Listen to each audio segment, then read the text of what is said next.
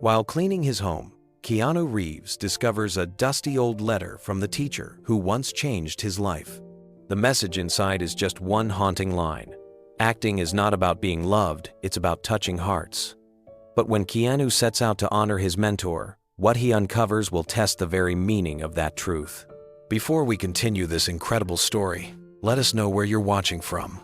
If you enjoy stories like this, subscribe to the channel, because tomorrow we have another inspiring story you won't want to miss. It was a quiet Sunday morning in Los Angeles. The kind of morning when time seemed to slow down. The sun filtered through the tall windows of Keanu Reeves's home, filling the rooms with a soft, golden glow. The house felt still, almost reflective, like it was holding its breath. For once, Keanu had nowhere to be. No calls, no film sets waiting. He decided to use the rare peace to do something simple, clean. He moved from room to room with quiet purpose, stacking books, sorting through photographs, and dusting off memories.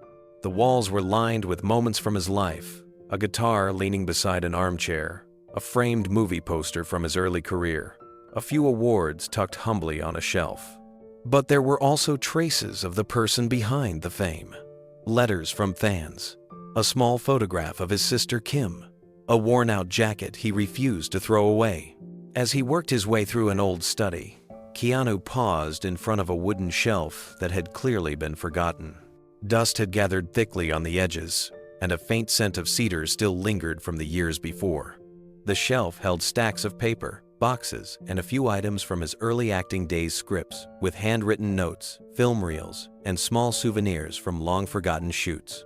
He reached to wipe the dust away when his fingers brushed against something uneven. A small wooden drawer was tucked into the bottom corner of the shelf, so well hidden that he had almost missed it.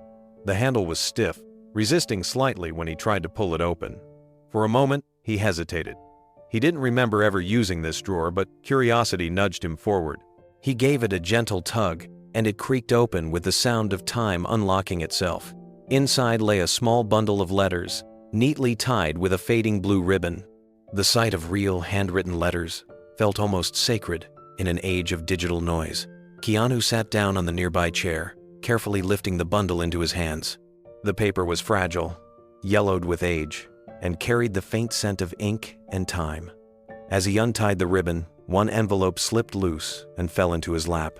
His eyes caught the handwriting immediately. The slant, the sharp lines, it was unmistakable. The name written on the back stopped him cold. Nathan Cole. For a moment, Keanu forgot to breathe. He hadn't seen that name in decades. Nathan Cole had been his acting teacher back in Toronto, before fame, before Hollywood, before everything that came later. He had taught Keanu not just how to act, but how to feel, how to live through his characters with truth instead of performance. Keanu turned the envelope over slowly. His hand trembled slightly as he ran his thumb over the edge of the seal. The ink had faded, but the energy behind it still felt alive, as if Nathan had written it yesterday. He opened it carefully, afraid the paper might tear. Inside was a single folded page. When he unfolded it, he found only one line written across the center. The ink was bold, and the handwriting steady. It read, "Acting is not about being loved, it's about touching hearts." The words hit him harder than he expected. He leaned back in his chair, staring at the page as though it held the weight of his past. For a long time, he didn't move. The sunlight through the window shifted, casting golden light across the letter. Dust motes floated around him, like small reminders of time passing unnoticed. Nathan had said those exact words once in class, years ago. But to see them here, written down, addressed to him, it felt like a message sent through time, a whisper from a man who had shaped his soul and then disappeared without a trace. Keanu's throat tightened. A deep, quiet ache rose in his chest. Something in him knew this was not just an old letter, it was a call. Keanu placed the letter gently on the table, his fingers lingering on the edge as though afraid to let it go. The room around him seemed to fade into silence. Only the faint ticking of the old wall clock could be heard. His eyes returned to the bold sentence again and again, as if every repetition revealed a new layer of meaning. He remembered Nathan's voice, calm yet commanding. The way he used to walk slowly across the classroom, speaking about emotion as if it were something sacred. "You can't fake truth," Nathan once told them. "You can only reveal it." Those words had stayed with Keanu long after he left that small Toronto studio. But life had a way of burying even the most beautiful lessons under layers of noise and success. He folded the letter carefully and set it back down. Then, he reached into the drawer again. There were other letters inside, all written by different people. Fan mail, old correspondences, maybe even forgotten notes from colleagues. But this one was different. The paper felt alive. The ink felt intentional. It was as if Nathan had written it knowing that one day, Keanu would find it perhaps when he needed it most. The thought brought an unexpected heaviness to his chest. Had Nathan known he would drift away from the simple joy of art? That success would sometimes feel hollow? That applause could echo louder than truth? Keanu leaned forward, elbows on his knees, and let the memory of his early years wash over him. He remembered those long nights of rehearsals, the nervousness before auditions, and how Nathan's encouragement had pulled him through the worst moments of self-doubt. It wasn't about fame back then. It was about connection, about understanding what made people feel alive. But over the years, that clarity had dimmed. Hollywood was loud. The world expected more of him than sincerity. And somewhere along the line, he had learned to stay quiet, to protect his spirit from the noise. But now, holding this fragile piece of paper, that silence began to shift. He stood and walked toward the window, the letter still in his hand. Outside, the hills of Los Angeles stretched beneath a bright sky. He had lived in this house for years. Yet in that moment, he felt like a stranger in it. The house was filled with success, but not with presence. Nathan's words pierced through that emptiness. Keanu whispered them aloud, testing how they sounded after all these years. Acting is not about being loved, it's about touching hearts. The sound of his own voice filled the room, quiet but resolute. He closed his eyes. In the stillness, he could almost hear Nathan again, encouraging, challenging, alive. A feeling he hadn't experienced in decades stirred deep inside him. Gratitude, longing, and the faint burn of regret blended together until he could barely separate them. He opened his eyes and looked at the letter once more. He knew this moment wasn't random. It was the beginning of something unfinished, calling him back to where it all started. Keanu remained standing by the window for a long time, the letter hanging loosely in his hand. The morning sunlight had shifted to a deeper, warmer hue, spilling across the floorboards and brushing against his reflection on the glass. He caught sight of himself older, quieter, with lines carved by years of work, loss, and silent endurance. For the first time in a while, he saw not the actor the world knew, but the student Nathan once guided. He walked back to the table and picked up the photograph frame resting beside a stack of books. It was from his earliest days on set, when he still carried that raw, uncertain energy of a man learning how to tell truth through stories. Nathan's words echoed again, soft but relentless. "Don't perform, Keanu. Live." He ran his thumb across the frame, then set it aside and picked up the letter once more. Every inch of the handwriting radiated something personal. The strokes were sure, deliberate, filled with conviction. It wasn't just advice. It was a farewell, a philosophy, a seed planted decades ago that was only now taking root. Keanu wondered what had happened to Nathan after he left Toronto. There had been whispers, burnout, illness, maybe disillusionment with the industry, but no one really knew. The last time Keanu saw him, Nathan was smiling proudly after a small local play, saying he had nothing left to teach. That had been over 30 years ago.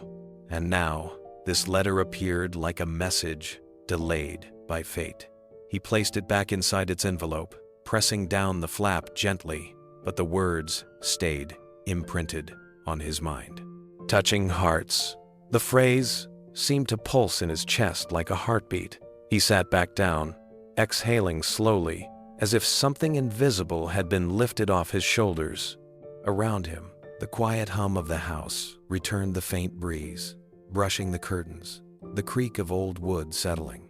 but it didn't feel like silence anymore. It felt like presence. Keanu looked around the room, the stacks of scripts, the framed posters, the old guitar leaning in the corner, and realized how much of his life had revolved around expression, yet how little time he'd spent revisiting the roots of it all. He whispered to himself, almost as a vow, maybe it's time. He didn't know exactly what he meant, but the pull in his heart told him he would soon find out. The letter hadn't just reminded him of the past, it had awakened something waiting quietly inside him. And as he placed it carefully on his desk, beside an old candle and a notebook, the morning sunlight fell on it again, bright, steady, unblinking. It was as if the universe itself was reminding him that some messages never arrive late. They arrive when we're ready to listen. The soft hum of the city faded, replaced by the muffled sound of rain against the window. In Keanu's mind, the present began to dissolve into memory. He blinked, and suddenly he was back in Toronto, young, uncertain, and full of dreams that were still too fragile to speak aloud. The streets were gray that morning, slick with drizzle, and he remembered walking quickly, clutching a worn notebook under his arm as he hurried toward the small brick building that held his acting class. The studio wasn't impressive. It sat between a laundromat and a coffee shop, with a flickering sign that read, Cole's Workshop. But to those who entered, it was a sanctuary. The moment Keanu pushed the door open, the air changed. The smell of sawdust from the stage floor mixed with the faint scent of old curtains and coffee.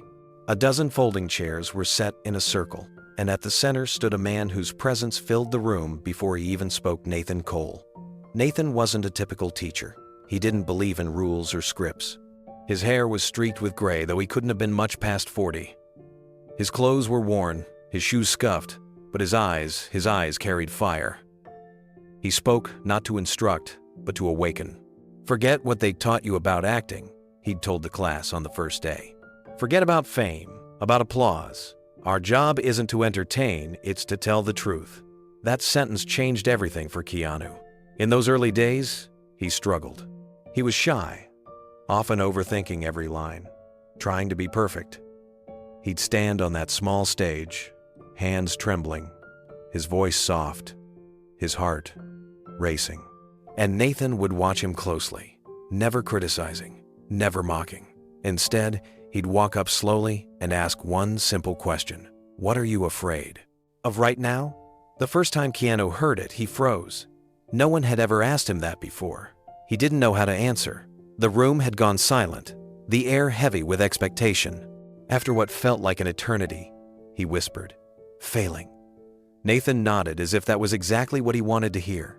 Then, fail honestly, he said. Show me that fear. Don't hide it. That day, something cracked open inside him. He began to understand that acting wasn't about pretending. It was about exposing truth, the kind of truth people spend their whole lives trying to hide.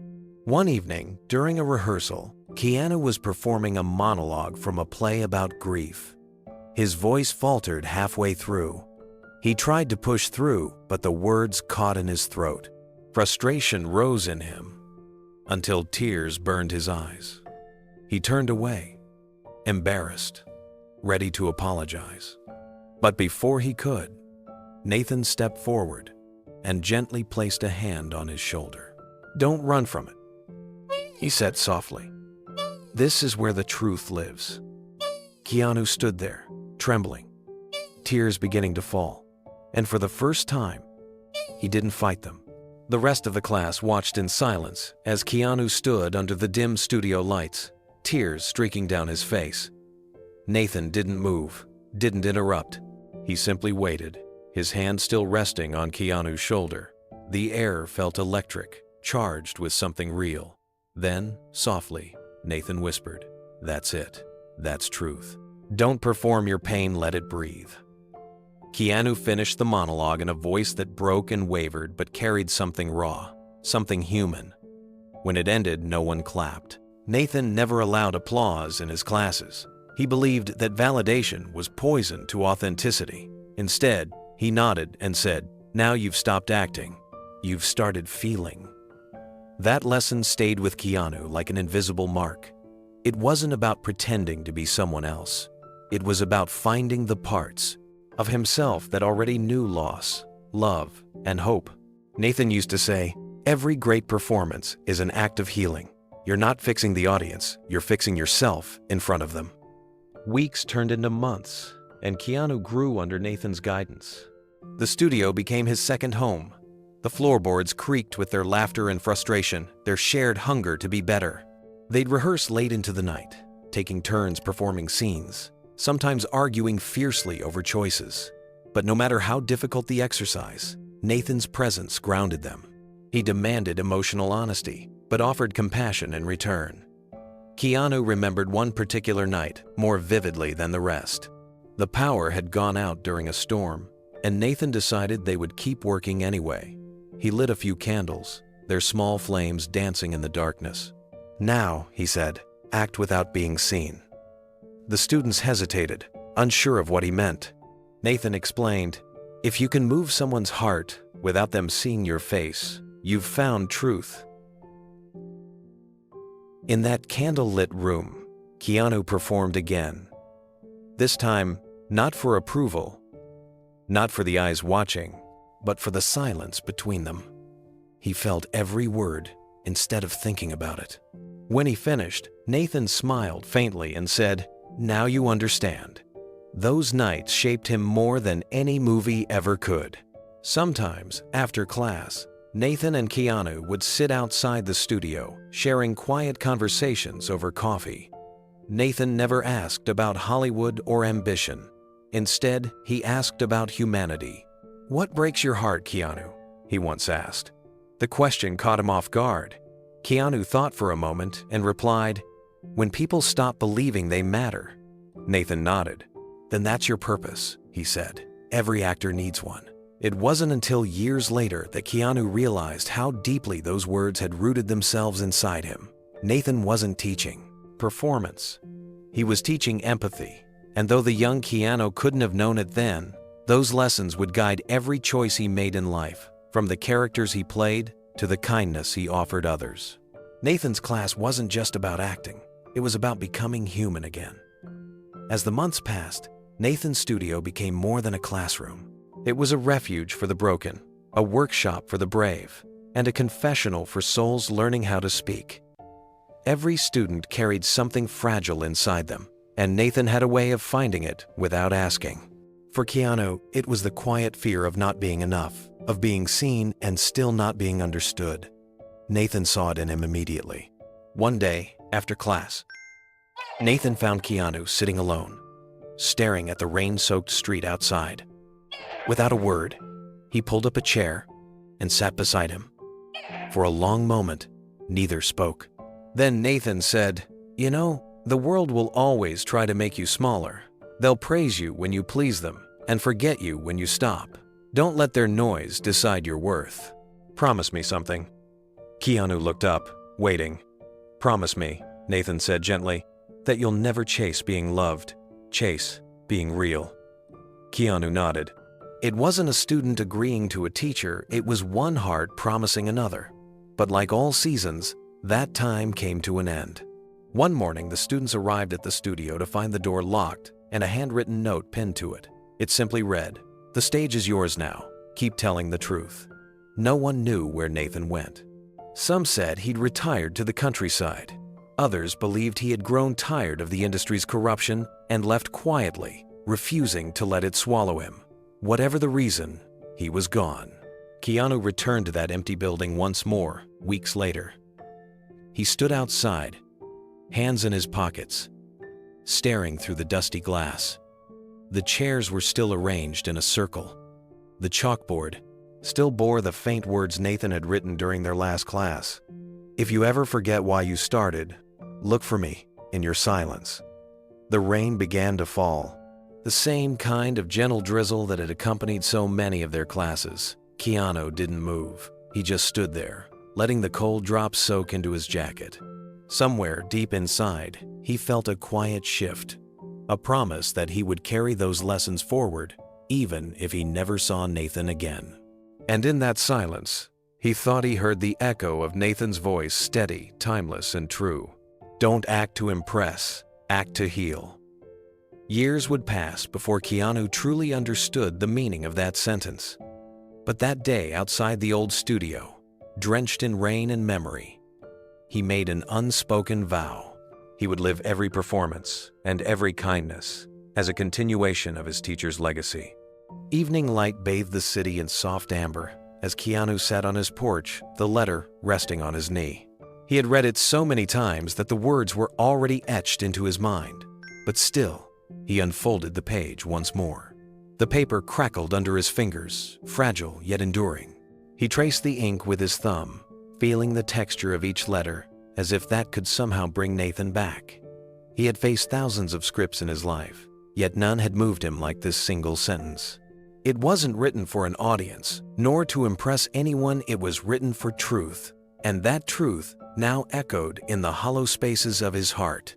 He stared out at the fading horizon, a warm breeze stirring the trees.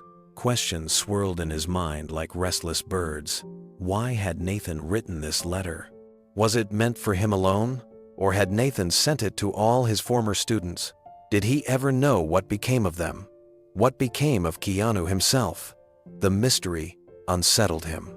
He had lived a life most would call extraordinary, but sitting there on his porch surrounded by quiet, he felt an emptiness that fame could never fill. He picked up his phone and searched for Nathan Cole. Nothing.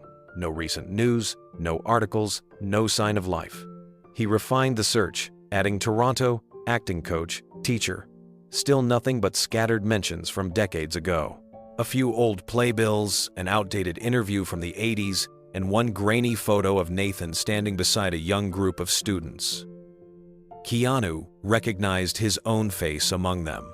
The memory brought a faint smile, quickly replaced by sadness. He tried searching again, this time for an obituary. None appeared. It was as if Nathan had vanished into thin air, leaving no trace but the lessons burned into his students' souls. Keanu leaned back in his chair and closed his eyes. For years, he had carried a quiet reverence for Nathan, a man who had changed him in ways words could never describe. But this letter reopened something. Inside him, a sense of responsibility. Maybe he had let too much time pass. Maybe gratitude delayed was gratitude lost. He rose slowly, folded the letter with care, and slipped it into his jacket pocket. The house behind him was warm, comfortable, safe. Yet he couldn't shake the feeling that he needed to leave it behind for a while. There was a weight pressing against his chest, a pull towards something unfinished. That night, as the city lights flickered on one by one, Keanu made a decision. Tomorrow, he would find Nathan's world again, whatever was left of it. The next morning, the city was quiet under a pale gray sky. When Keanu started his car and headed toward downtown Los Angeles, the letter rested on the passenger seat beside him, folded neatly like a silent companion. He didn't know exactly where he was going, only that he needed to move. The open road always helped him think. He began with the places that used to hold meaning. The old acting theaters, the community halls, the independent stages that still clung to life between high-rises and glass towers. Each stop felt like a fragment of his past. At the first small theater, the woman at the ticket counter didn't recognize him at first. When she did, her eyes widened. "You're Keanu Reeves," she said softly. He smiled modestly and asked about Nathan Cole. She shook her head. "That name doesn't ring a bell. Was he an actor?" Keanu thanked her and left, a faint sting of disappointment sitting in his chest. He kept driving, letting instinct guide him. At a quiet intersection, he stopped for coffee and parked near an old building with peeling red paint. The sign above the door read, "The Willow Stage." He remembered performing there once, years before fame, when he still rehearsed lines late into the night just for the love of the craft. The place was empty now, windows boarded up, the inside dark. He peered through a crack in the wood and saw dust floating like snow in the dim light. The smell of decay and rain filled the air. It reminded him of how easily art could fade when the world stopped paying attention. As he stood there, an old man sweeping the sidewalk next door called out, "You looking for someone, son?" Keanu nodded. "A man named Nathan Cole." He used to teach acting here back in Toronto, but maybe he came to LA. The man squinted. Nathan Cole, rings faintly. I think he did workshops here in the 80s, but that was a lifetime ago. Haven't heard his name in decades. Do you know what happened to him? Keanu asked. The man shook his head. Good teachers disappear quietly, I guess. The world forgets faster than it learns. Keanu thanked him and walked back to his car, his heart heavier than before. The letter in his pocket felt almost alive, like it was asking him not to stop searching. By late afternoon, he found himself driving through neighborhoods filled with forgotten buildings, their walls plastered with fading posters of plays long past. Every corner seemed to whisper stories of people who had once believed in something bigger than themselves. He realized how much of that spirit had gone missing in Hollywood's noise. And as the day turned to dusk, the emptiness inside him deepened. Nathan's absence wasn't just physical, it was symbolic. It represented everything pure that the industry had lost. Keanu wasn't ready to let that legacy disappear too. Night settled over Los Angeles like a slow curtain, and Keanu found himself back home, exhausted but restless. He poured a cup of tea, sat at the kitchen table, and unfolded Nathan's letter once more. The words seemed to glow faintly in the warm light. Acting is not about being loved, it's about touching hearts. He whispered them under his breath. Every time he spoke them aloud, they carried new meaning. He thought of how far he'd come. Since those days in the Toronto studio, the red carpets, the interviews, the films that had taken him across the world. Yet, for all the success, something felt distant now. Fame had built walls of noise around him, drowning out the quiet voice that once guided his art. Nathan's letter cut through that silence like a reminder of who he had been before the world decided who he was. He leaned back, staring at the night sky through the window. Somewhere between gratitude and regret, a question formed that he couldn't ignore. Why did Nathan send this letter only once? Was it meant as a goodbye? A lesson he hadn't yet understood? Or was it simply a message left behind for a moment like this, when he would finally be ready to listen? He reached for his phone again, searching deeper this time. Old forums, archives, scanned newspaper clippings. Nothing. Nathan had vanished so completely that it almost felt intentional, like he had chosen to leave without leaving a trace. Maybe that was his final act of honesty, walking away from the illusion before it consumed him. The thought made Keanu's chest tighten. He envied that courage. He had seen too many artists lose themselves to applause. Somewhere deep down, he wondered if he had too. As midnight approached, he stepped outside onto his porch. The city below shimmered with lights, millions of them, flickering like restless souls searching for meaning. The air was cool, carrying the faint scent of rain. He sat down, letter in hand, and let the silence envelop him. He realized something then. Nathan's lesson wasn't finished. The letter wasn't closure. It was a door opening after years of being locked. A call to remember the purity that art once held for him. He didn't know what to do next, but he knew he had to do something. To honor Nathan, to honor the truth. As the wind rustled through the trees, Keanu folded the letter once more and whispered, "You're not forgotten, Nathan." The night held his words, quiet and steady, like a promise waiting to be fulfilled. The following morning, a light fog clung to the city as Keanu typed an address into his phone. He had finally found something, a decades-old directory listing for a small acting studio once run by Nathan Cole in Toronto. The name had long since been removed from modern records, but a scanned newspaper ad from the early 80s mentioned it clearly. Cole's Studio, for actors' truth through emotion. He felt a quiet pull in his chest as he read those words. Truth through emotion. It was exactly what Nathan had taught. He booked a last-minute flight to Toronto. When he landed, the air felt different, colder, sharper, familiar in a way that stirred memory. The cab ride from the airport carried him through streets that looked both new and unchanged. The city had grown, but certain corners still held the ghost of his youth. Streetlights flickered on the wet pavement, and a light drizzle tapped against the window, mirroring the weather of so many nights long ago when he had walked home from class, rehearsing lines in his head. The car stopped in front of a narrow street, lined with aging brick buildings. The driver checked the address again. "This is it," he said. Keanu nodded, stepping out into the mist. The building stood quietly at the end of the block, partially hidden by ivy that crept up the walls like time reclaiming its own. The old sign was gone, but faint outlines of the painted words "Cole's Studio" were still visible on the brick. A broken window near the entrance reflected the pale morning light, scattering it across the sidewalk. Keanu hesitated at the door. The wood was worn, its hinges rusted. But when he pushed, it opened with a long groan, as if exhaling years of silence. Dust floated in the air, stirred by his footsteps. The smell of old wood and forgotten dreams filled the room. He stood there for a moment, letting the quiet sink in. The echoes of memory seemed to rise from the floorboards. The sound of chairs scraping, of laughter, of Nathan's steady voice correcting a line. The walls still held faint stains from where posters had once hung. Keanu took a slow step forward. The studio was smaller than he remembered, yet somehow it felt immense. The mirrors along the far wall were cracked, reflecting broken fragments of light and shadow.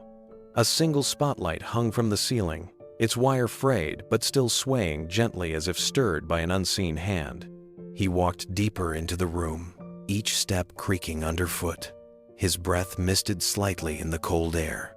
There was a chill that wasn't just physical, it was emotional, a reminder of how much life had once existed here. On the far wall, he noticed faint writing scrawled in chalk, barely legible beneath layers of dust. He brushed his hand across it, and the words came into view. "Truth is the only performance worth giving." Nathan's handwriting. Keanu stared at the chalkboard for a long time, his hand still hovering above the faded words. Truth is the only performance worth giving. The message felt alive, defying the years that had passed. The chalk had dulled, but the intention behind it was as sharp as ever. He could almost hear Nathan saying it to a nervous group of students, pacing across the stage in his worn shoes, eyes burning with conviction. The air inside the studio was heavy, thick with dust and silence. Keanu walked across the room slowly, the soles of his boots creaking on the old wood. On the walls, fragments of posters still clung desperately to the plaster. He stepped closer and wiped the surface clean with his sleeve.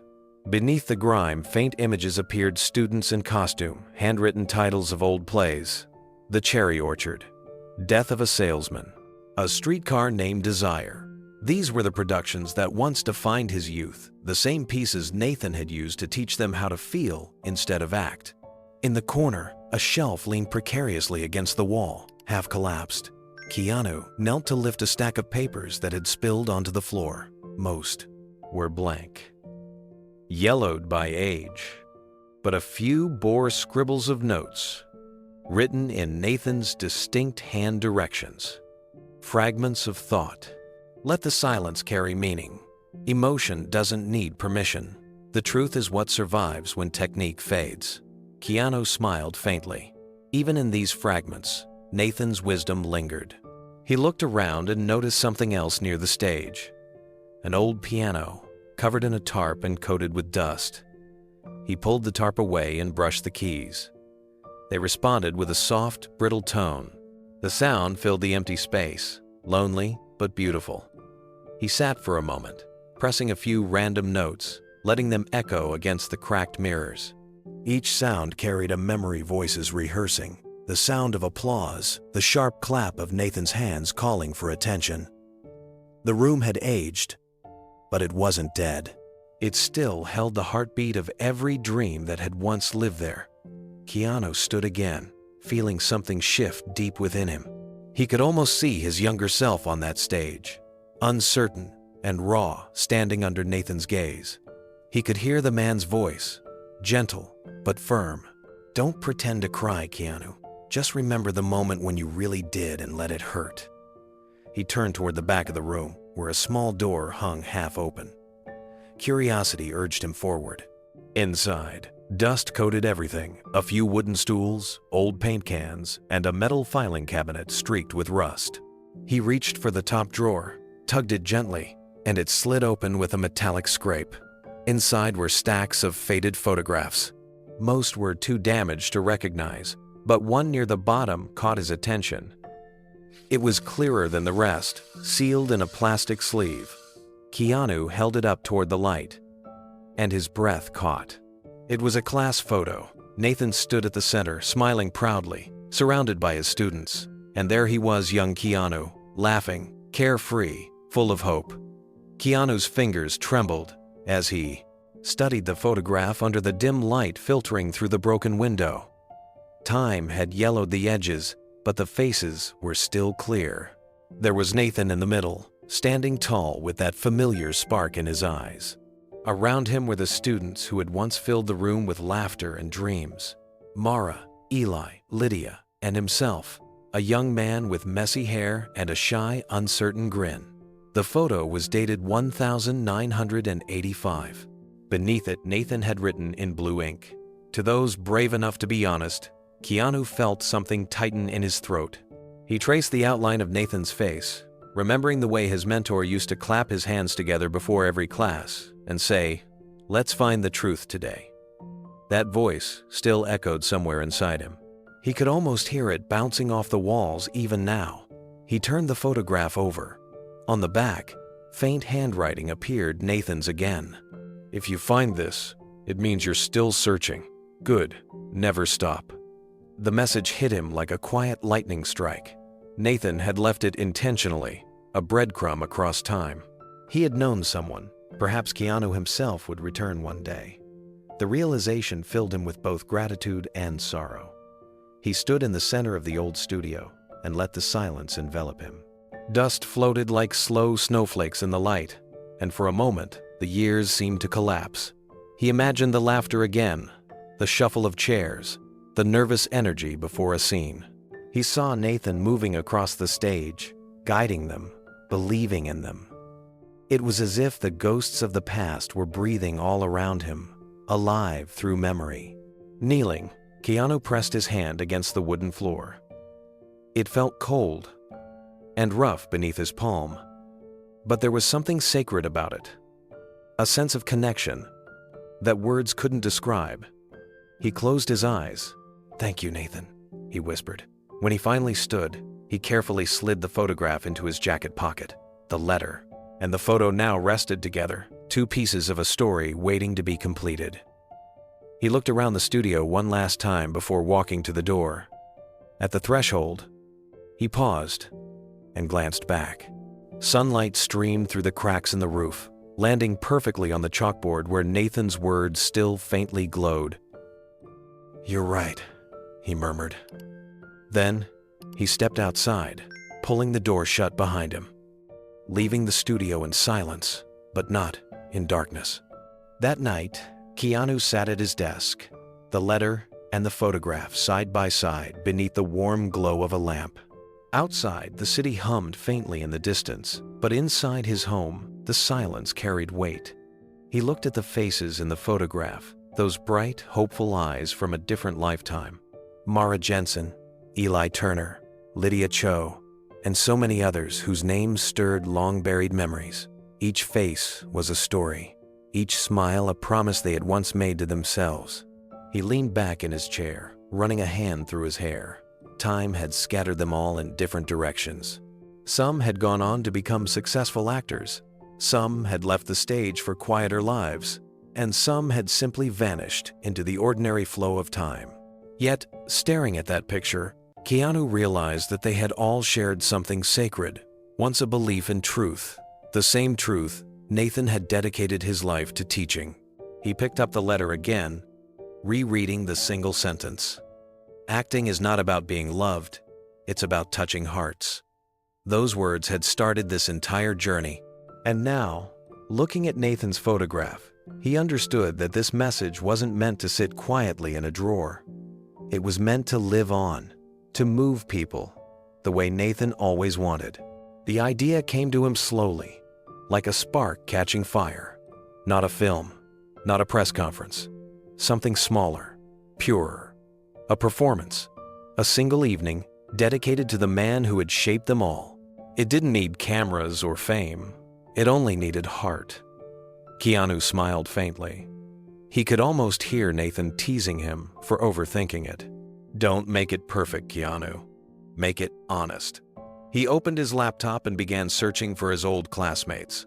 Social media, union directories, old theater listings, anything that might lead to them. He typed names carefully, scrolling through years of silence. It felt strange, seeing how much time had passed. People changed their lives, their faces, even their cities. But he pressed on, one name at a time. Hours passed. The night deepened, but Keanu kept going. Around midnight, he found Mara Jensen's name on a Chicago theater website. She was listed as the artistic director of a small but respected community playhouse. The discovery made him smile. Mara had always been fearless, the one who never hesitated to challenge Nathan, who could turn even the simplest monologue into something breathtaking. He hesitated for a moment, fingers hovering over the keyboard. Then he began to write her an email. Hi, Mara. It's been a long time. I don't know if you'll remember me, but I found something today that brought me back to those days at Nathan's studio.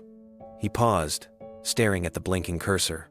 The words didn't need to be perfect, they just needed to be real. He hit send. Then he sat back and waited, the glow of the laptop screen casting a faint light on the old photograph of their smiling faces. The next morning, sunlight spilled across the desk, where Keanu had fallen asleep. His laptop chimed softly, a new message. He blinked awake, rubbed his eyes, and opened the email. It was from Mara Jensen. Keanu, of course I remember you. Nathan spoke about you often, even after you left for Los Angeles. He was proud of you, you know. Your name always brought a smile to his face. I can't believe you found one of his letters. That's incredible. What do you have in mind? Keanu reread the message twice, his chest tightening with emotion. Nathan had still thought of him after all those years. Somehow, that single fact felt more powerful than all the awards and headlines he'd ever received.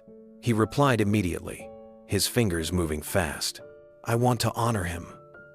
Not with a movie, not with something commercial, just a night, a performance. For him, by those who learned from him. Something honest. Mara's response came within an hour. I'm in. Whatever you need. That was all he needed to hear. He spent the rest of the day tracking down others from that old class. Each message felt like reaching across time. Lydia Cho responded first, now a drama teacher in Vancouver. Nathan changed my life, she wrote. Count me in. Then came Eli Turner, who hadn't acted in decades but confessed that he still quoted Nathan's lessons to his kids. You have no idea how much this means, he told Keanu over the phone, his voice thick with emotion. The responses began to grow, one by one, like sparks lighting across a dark field. Some replies came from unknown addresses, long-forgotten students who had stumbled across the message through someone else. They all shared the same feeling, a need to give something back. Keanu started a group chat, and soon, the quiet reunion became a flood of shared memories. Photos from the 80s surfaced. Old stories were retold how Nathan once made them perform a silent play for 2 hours just to teach them how to listen to emotion. They laughed, cried, and reminisced as though no time had passed at all. As the evening went on, Keanu sat quietly watching the messages roll in, his heart swelling with something he hadn't felt in years, connection. He stood and looked around his home. On the coffee table sat the letter and the photograph, side by side. Nathan's handwriting stared back at him, reminding him of the purpose behind all this. He whispered softly, It's happening, Nathan. They're coming home. Outside, the sun dipped behind the hills, casting long shadows across the room. The moment felt almost sacred, a promise fulfilled, a seed finally beginning to bloom. Keanu took a deep breath and picked up the phone again. It was time to find a place, a stage, where truth could live again, even for one night. That night, Keanu spread papers across the table names, theater options, old photos, and fragments of notes that had arrived from his classmates throughout the day. It felt like he was piecing together something fragile but alive. Every message carried the same energy, the same heartbeat. They all wanted to remember Nathan Cole not as a forgotten teacher, but as the man who had given them their voice. He called Mara to discuss the next step. Her voice came through warm, steady, filled with the same quiet passion he remembered. "I can handle logistics here," she said. "There's an old playhouse downtown, small but beautiful. It has that same raw feeling Nathan loved. Cracked floors, simple lights, honest space. It's perfect." Keanu smiled. "That's exactly what I want. No cameras, no audience looking for a star. Just truth." Mara paused for a moment, her voice softening. "You know, he used to talk about this, how one day his students might come together again. He said if that ever happened, it would mean his lessons survived." Keanu went quiet. He looked down at the letter and the photograph. "Then let's make sure they do." After they hung up, he stayed at the table, lost in thought. For years, he had lived surrounded by light and attention. Yet somehow, this small act, this gathering of people who once believed, felt more meaningful than any premiere he'd attended. It wasn't about legacy or reputation. It was about gratitude. He envisioned it clearly now. The dim lights, the stillness before a performance, the voices of people baring their souls not for applause, but for remembrance. Before heading to bed, he took the photograph and the letter and placed them side by side on the small wooden table near the window. The city outside glittered faintly, its noise distant, almost unimportant. The faces in the photo looked alive in the lamplight, frozen in time, yet somehow reaching forward to this moment. He whispered into the quiet room, "We'll do it right, Nathan." Then he turned off the lamp and stood for a long while, watching the city fade into the soft blue of night. For the first time in years, he felt peace. The letter had done its job. It had brought him back to his roots, to the part of himself that still believed in touching hearts. The following days moved with quiet purpose. Keanu woke up each morning with renewed energy, his thoughts circling around one simple mission to bring everyone back. The letter and the photograph rested on his desk, constant reminders of why he had started this journey. He began with the names he still remembered clearly. Eli Turner was the first. He had once been the loudest voice in Nathan's class, a man of deep emotion and unshakable talent. But years ago, after too many failed auditions, he'd walked away from acting altogether. Keanu found his number through a mutual friend and called. When Eli's voice answered, it carried the tiredness of someone who had stopped chasing dreams. But the moment Keanu mentioned Nathan Cole, the tone changed. There was silence on the line. Long, fragile silence, then a rough, unsteady laugh. "Nathan," Eli whispered. "I haven't heard that name in 30 years. Keanu told him about the letter, the photograph, the plan for a tribute performance. On the other end of the line, he heard quiet sobbing. "I owe that man everything," Eli said softly. "He was the only one who ever believed I could do more than just act. He made me believe I could feel again." By the time the call ended, Eli had already promised to join. Next was Lydia Cho, who had built a new life as a drama teacher in Vancouver. Her response came through an email that arrived just past midnight. "I still quote Nathan every day," she wrote. "My students have no idea his words are older than they are. He taught me that art is not about applause, it's about truth. Tell me when and where. I'll be there." Keanu smiled as he read it. Lydia had always been the gentle strength of their group, the one who balanced emotion with grace. Knowing she'd be there made it all feel real. Within a week, more messages poured in. A few names he barely remembered reached out through friends of friends. Some sent photos, others shared old memories. It was as if time itself was stitching their stories back together. But one question remained: where would they hold it? That's when Mara called with an idea. "What if we do it at the old studio?" she suggested. Her voice carried excitement and hesitation at once. "I know it's run down, but it's still standing. I called a contact in Toronto. They said we can rent it for a few weeks. We could restore it, even just for one night." Keanu didn't even need to think. Yes, he said quietly. "That's where it belongs." The thought of returning to that sacred space filled him with both dread and anticipation. It wasn't just a building, it was memory itself. The plan was set. They would meet in Toronto in 2 weeks, and this time, they wouldn't come as students. They would come as family. 2 weeks later, the small group began arriving in Toronto one by one. The city welcomed them with a soft gray sky, the kind Nathan always said was perfect for reflection. Keanu met Mara first at the airport.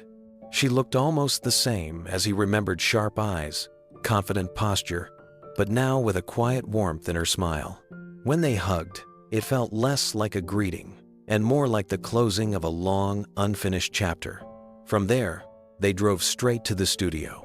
The neighborhood had changed, but when they turned the corner and the ivy-covered brick building came into view, silence filled the car. Mara parked without a word. For a moment, neither of them moved. Then Keanu said softly, "We're home." The door groaned open just like before, releasing a breath of stale air. Dust hung in the sunlight, spilling through cracked windows. The chalkboard was still there, though the words had faded even more. "Truth is the only performance worth giving." Keanu traced the letters with his fingers, leaving clean streaks against the dust. "He really meant this," Mara whispered beside him. They got to work immediately. The plan was to restore the studio, not to erase its age, but to bring it back to life just enough for one final night of art. Mara handled lighting and sound. Keanu cleaned the stage. Soon, others began to arrive.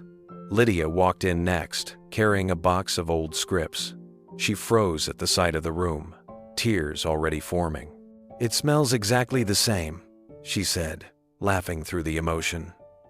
Eli followed shortly after, his steps slow, cautious, as if afraid to disturb ghosts.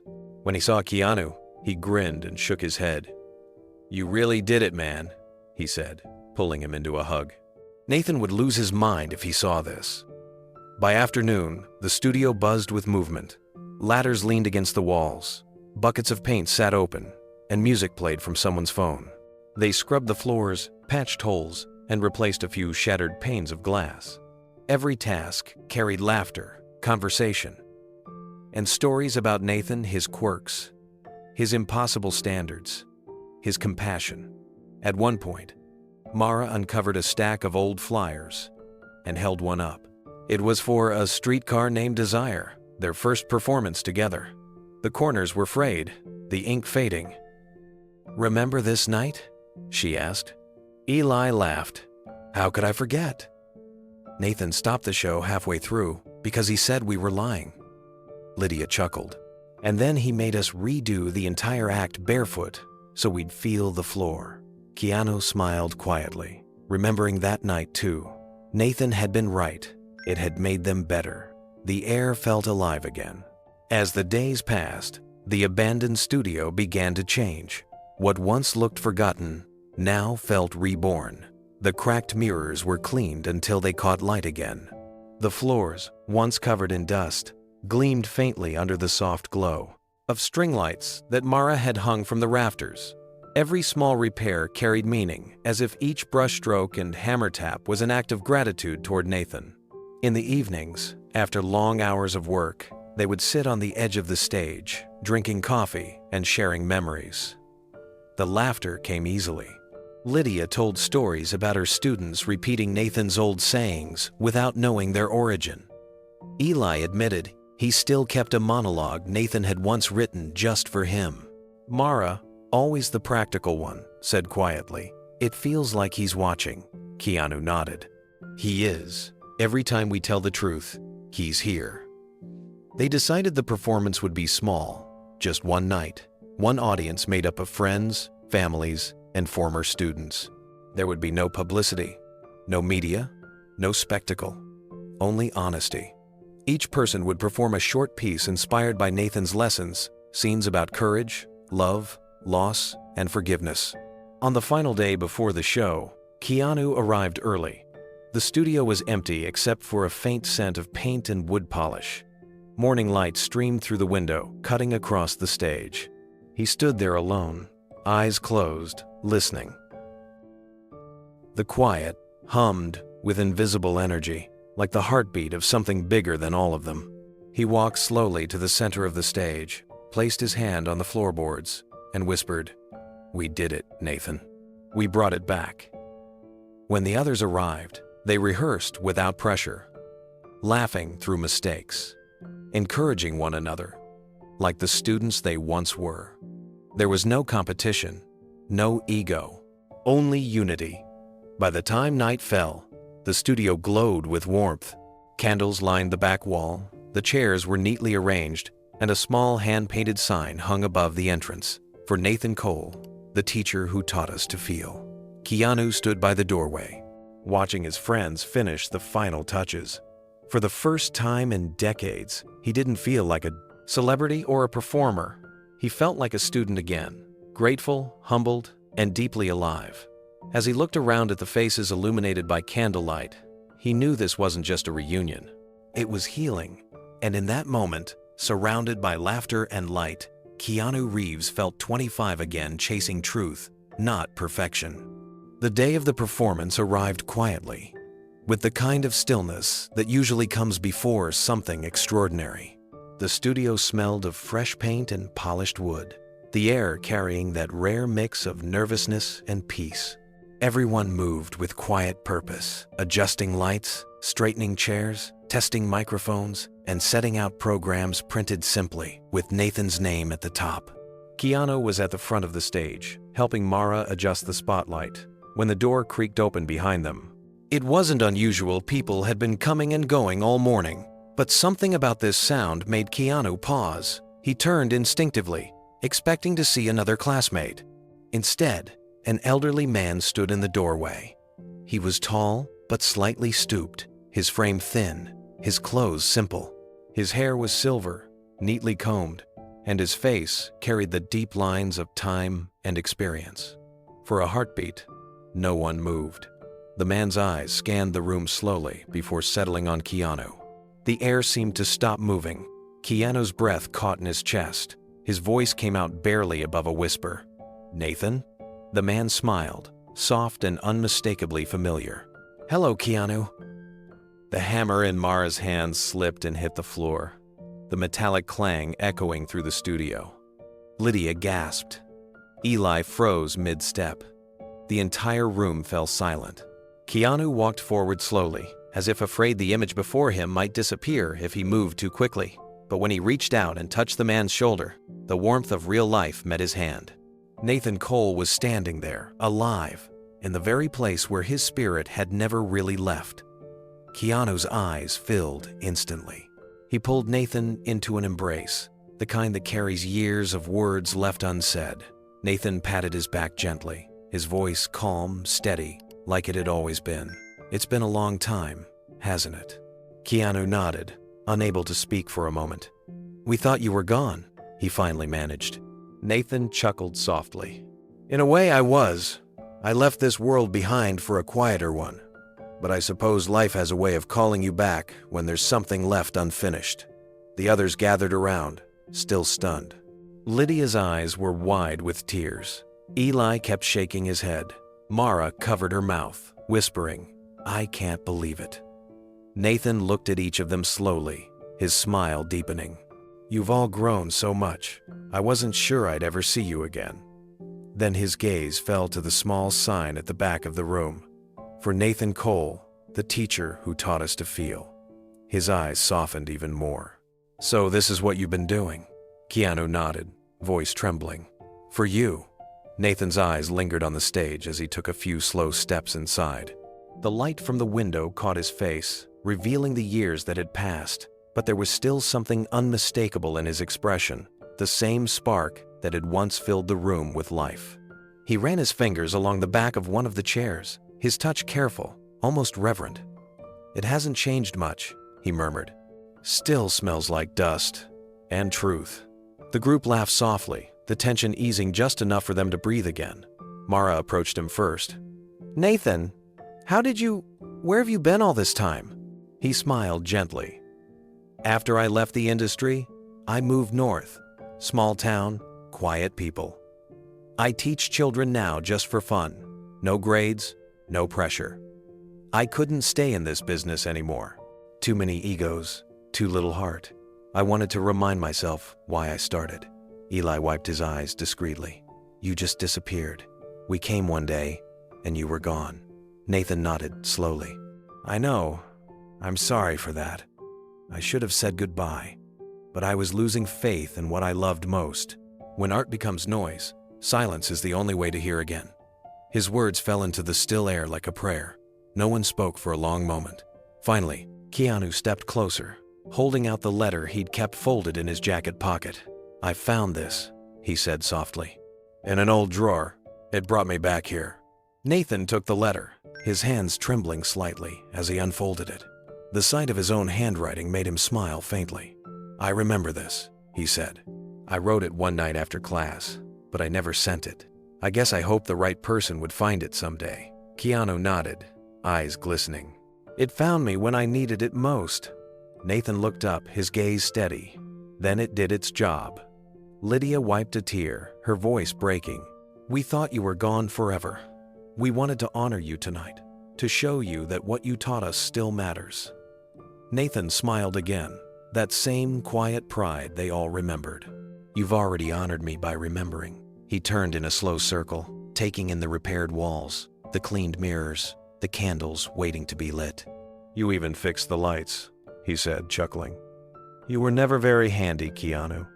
The room erupted in laughter, the kind that comes from old familiarity.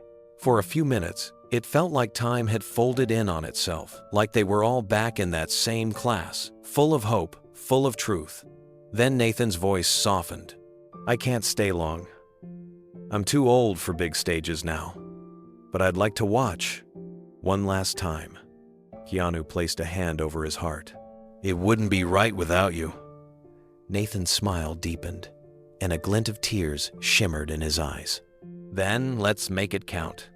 As the afternoon sun faded, the group gathered around Nathan, still trying to believe he was really there. Every glance, every smile carried the unspoken joy of a miracle they hadn't expected. The studio, once a project of remembrance, had suddenly become something far greater, a reunion of the living and the lessons that had never died. Nathan took a seat in the front row, his movements slow but graceful. Keanu knelt beside him for a moment, his voice quiet, almost reverent. We were preparing this night for you. Every brushstroke, every laugh, it was all because we wanted you to know that what you taught us never left. Nathan looked at him with that familiar patient expression, the one that had once guided him through doubt. You always had a soft heart, Keanu. That's what made you great. The world tries to tell you to harden it, but you never did. That's what kept you human. Keanu swallowed hard, emotion tightening his chest. You were right, Nathan.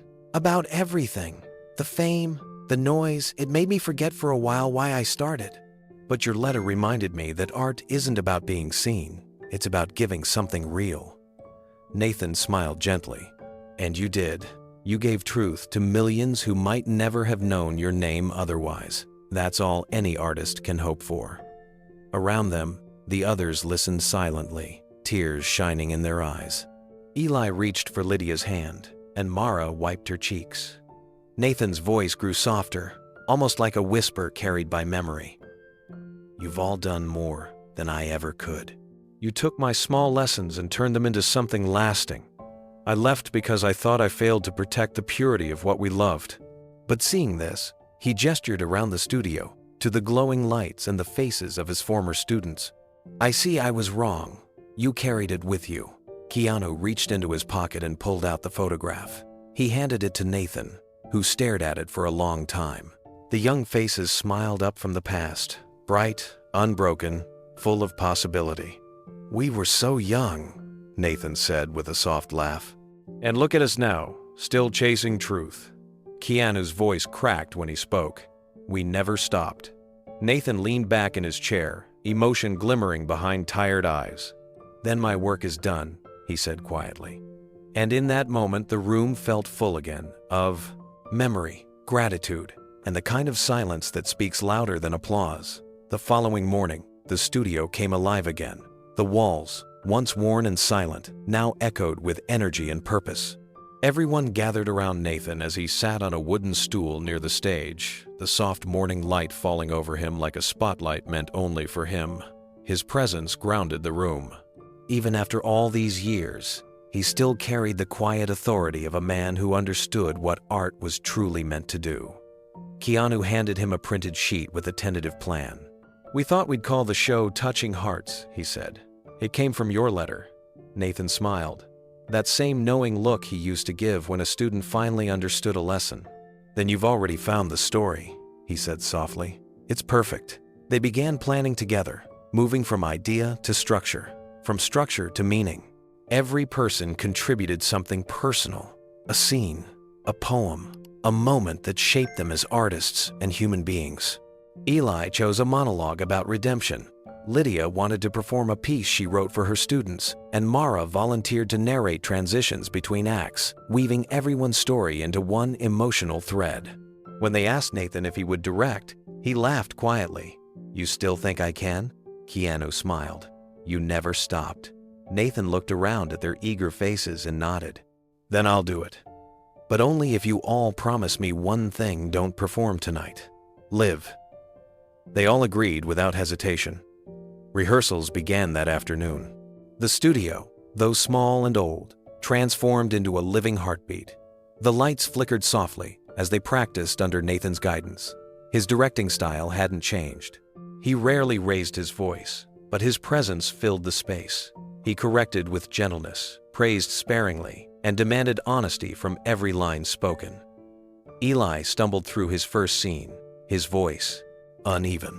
Nathan watched quietly, then said, "You're telling the story, but you're not feeling it. Stop trying to make us believe you believe yourself." Eli took a breath, started again, and by the end of the monologue, the entire room was silent. Lydia followed next, her performance raw and tender.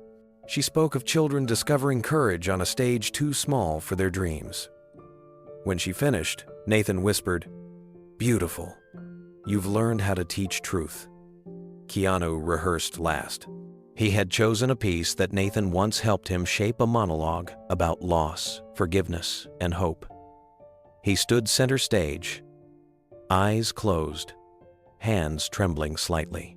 When he spoke, the words came from somewhere deep, unfiltered, real. Nathan didn't interrupt. He only watched, his eyes reflecting pride and something close to peace. When Keanu finished, the room stayed quiet for a long moment. Then Nathan spoke softly. "That's the heart I remember."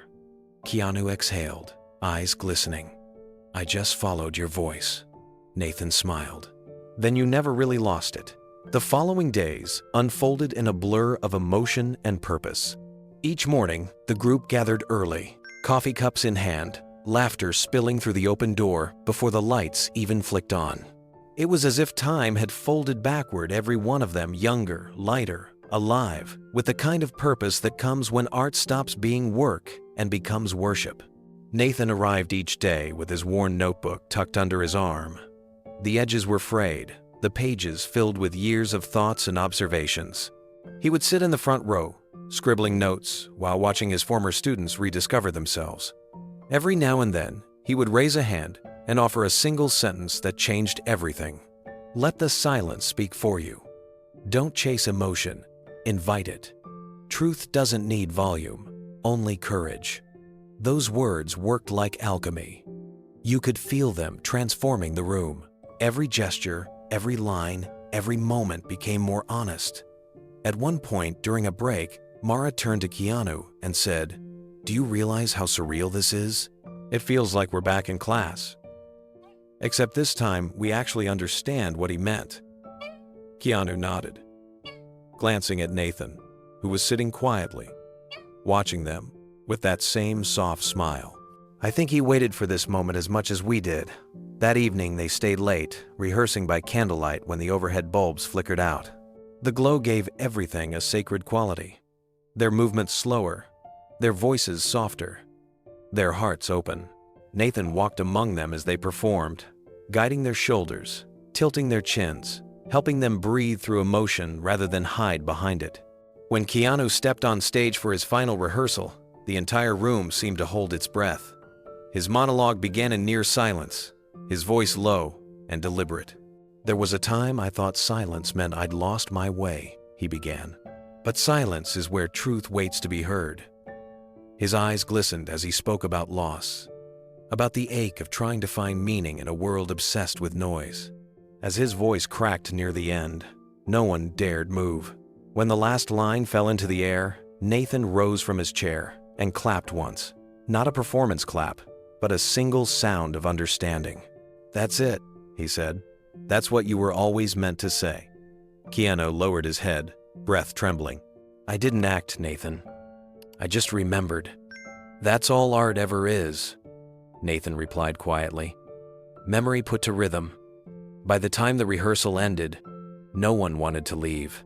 They stayed sitting together on the edge of the stage, the candles flickering low, the air warm and full of something indescribable. Nathan looked around at the faces illuminated in soft light grown adults now, but still his students. "You've all done more for me than you know," he said. "When I left, I thought my work was finished. But seeing this, seeing you, it's proof that truth doesn't fade. It waits." Keanu placed a gentle hand on his shoulder. "Then tomorrow, the world will hear it again." Nathan smiled, his eyes glistening. "Not the world, Keanu. Just the hearts that still know how to listen." As they turned off the lights that night, the room didn't feel empty. It felt full of love, of purpose, of everything Nathan had once tried to teach them. The next evening, the show would begin. But even before the first line was spoken, they had already found what they were searching for. By the time final rehearsals began, word had started to slip quietly through the city. At first, it was nothing more than a whisper someone had spotted Keanu Reeves in an old Toronto neighborhood, helping repaint a forgotten theater. Someone else had seen him carrying boxes of props instead of walking a red carpet. The story felt strange enough to spark curiosity. Within a few days, the rumors began to grow. An assistant from a local newspaper passed by the studio one afternoon and saw the group rehearsing through the cracked door. She couldn't hear much, only fragments of dialogue and the echo of a man's voice, Nathan's. But it was enough to ignite speculation. By the next morning, a small entertainment blog ran a headline that read, "Keanu Reeves secretly rehearsing for mystery stage project in abandoned theater." The internet caught fire instantly. Some claimed it was a secret film project. Others guessed it was an experimental play, maybe a documentary about his early career. The story spread through social media with the kind of frenzy that always follows mystery. Photos of the old studio appeared online. Fans commented endlessly, wondering why Keanu, known for his humility but rarely seen doing personal projects, would choose such a setting.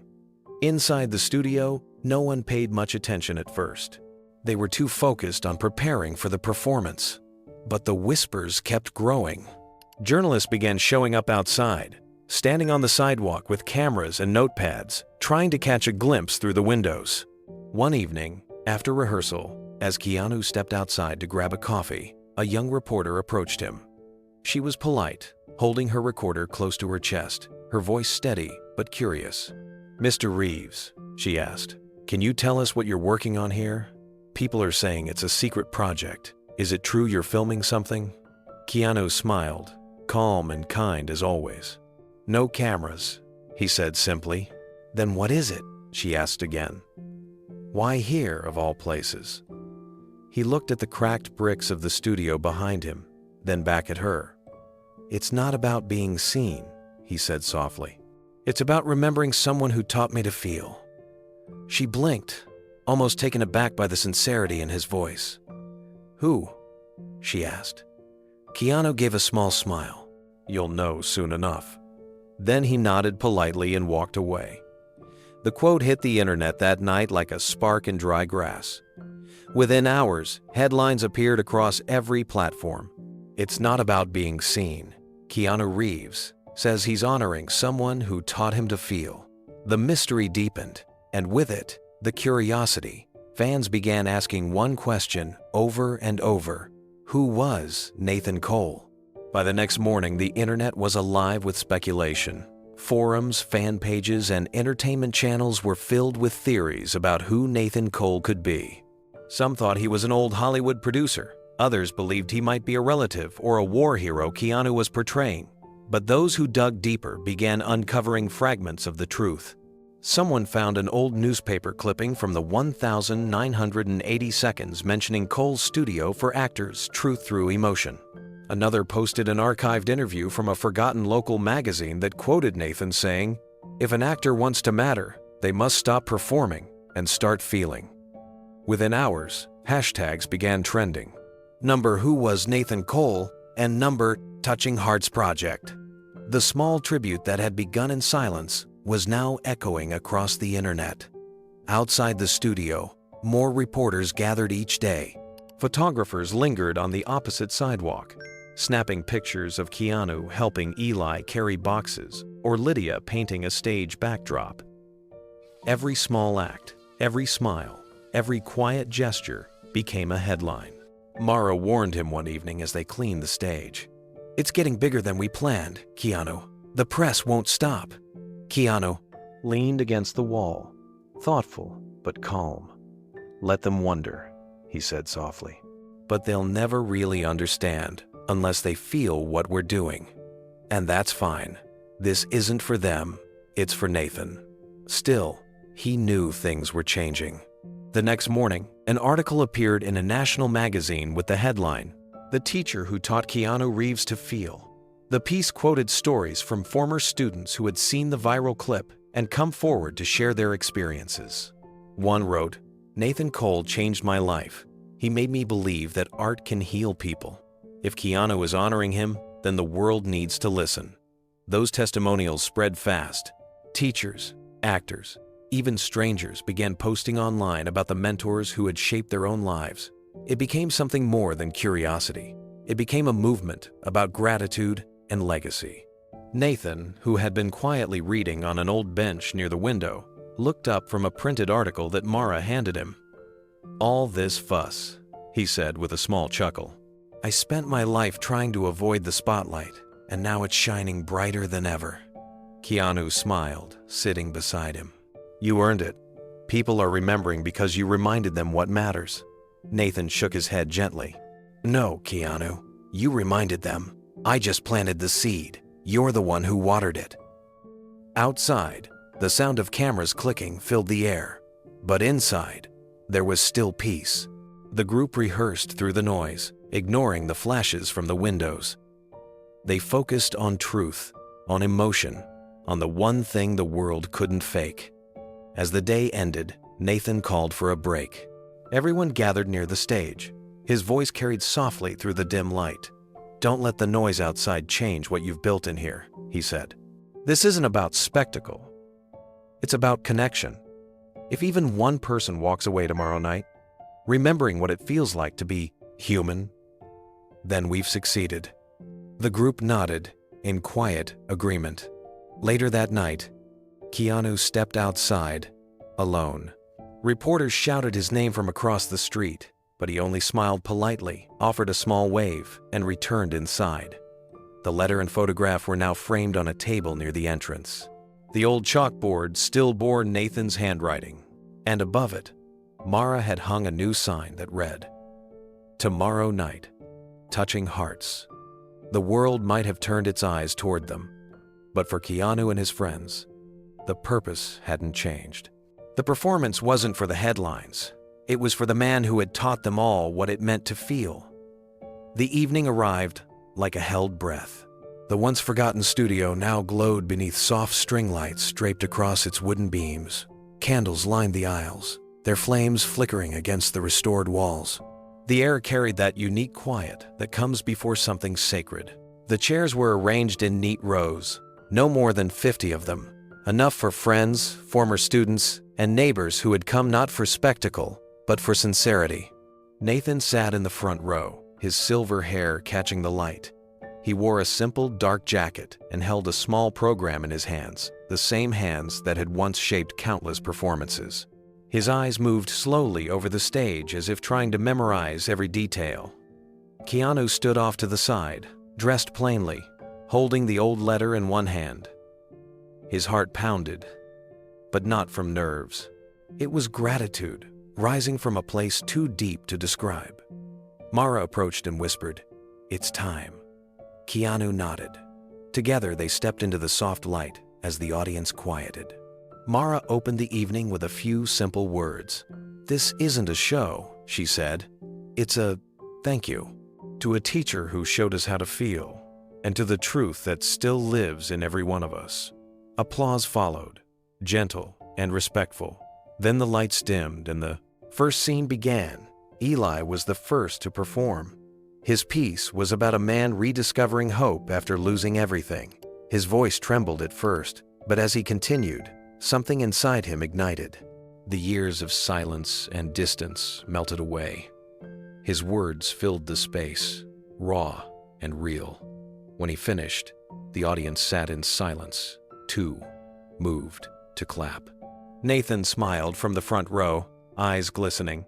Next came Lydia, her performance soft and reflective.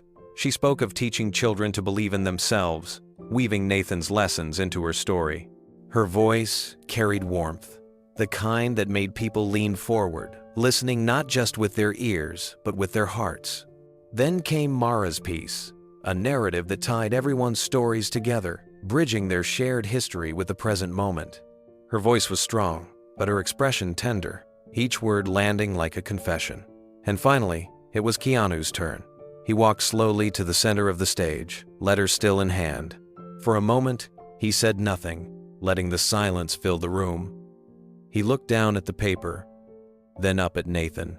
Their eyes met, and Nathan gave a small nod, the same silent encouragement he used to give him decades ago.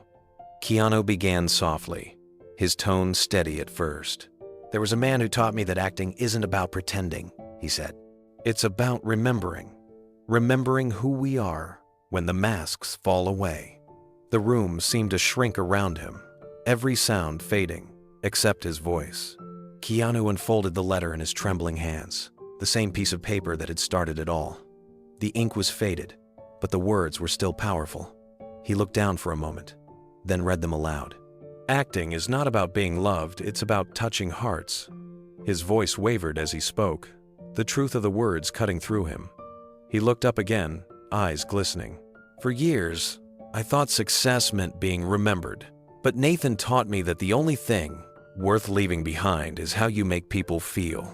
He taught me that truth doesn't need an audience, it just needs courage." The audience sat perfectly still, drawn into the rhythm of his voice. You could hear the faint sound of breathing, the creak of a chair, and nothing else. Keanu took a slow step forward, his voice deepening. "There was a time I lost that courage. I got caught in the noise, the spotlight, the endless applause that feels good for a moment but fades like smoke. Then one day, I found a letter. And that letter brought me back here to the people who reminded me who I am." He paused, lowering his gaze to the floor. His throat tightened. When he spoke again, his voice cracked. "We spend our lives chasing roles, when the truest one we'll ever play is ourselves." A single tear slipped down his cheek. He didn't wipe it away. Instead, he let it fall, the sound of it hitting the wooden stage echoing softly in the silence. He closed his eyes for a brief moment, breathing deeply, then continued. "When Nathan told us not to act to impress, I didn't understand it then. But tonight, I do. Tonight, this stage isn't about pretending, it's about truth, about gratitude, about love that never asks to be seen." His voice broke completely on the last word. Nathan, sitting in the front row, wiped his own eyes. Mara reached over and held his hand. Eli and Lydia were frozen in their seats, their faces wet with tears.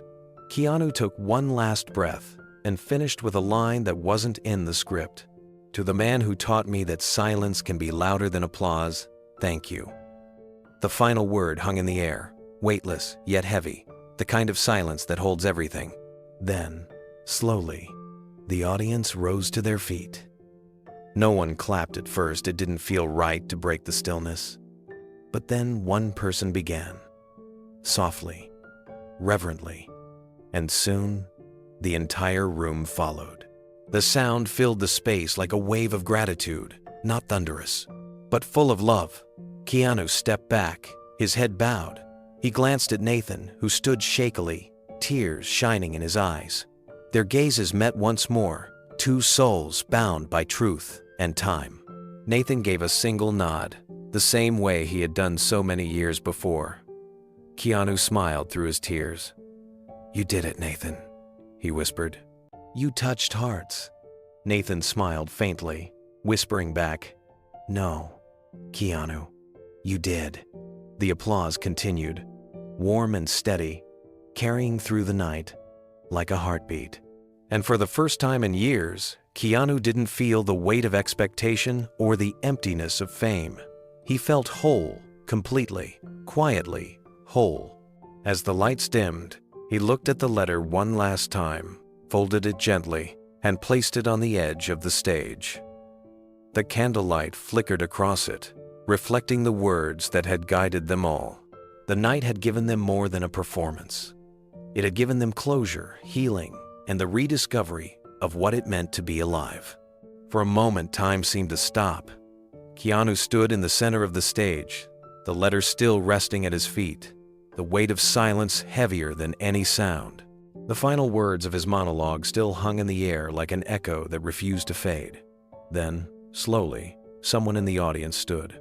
It was Lydia, her eyes glistening with pride.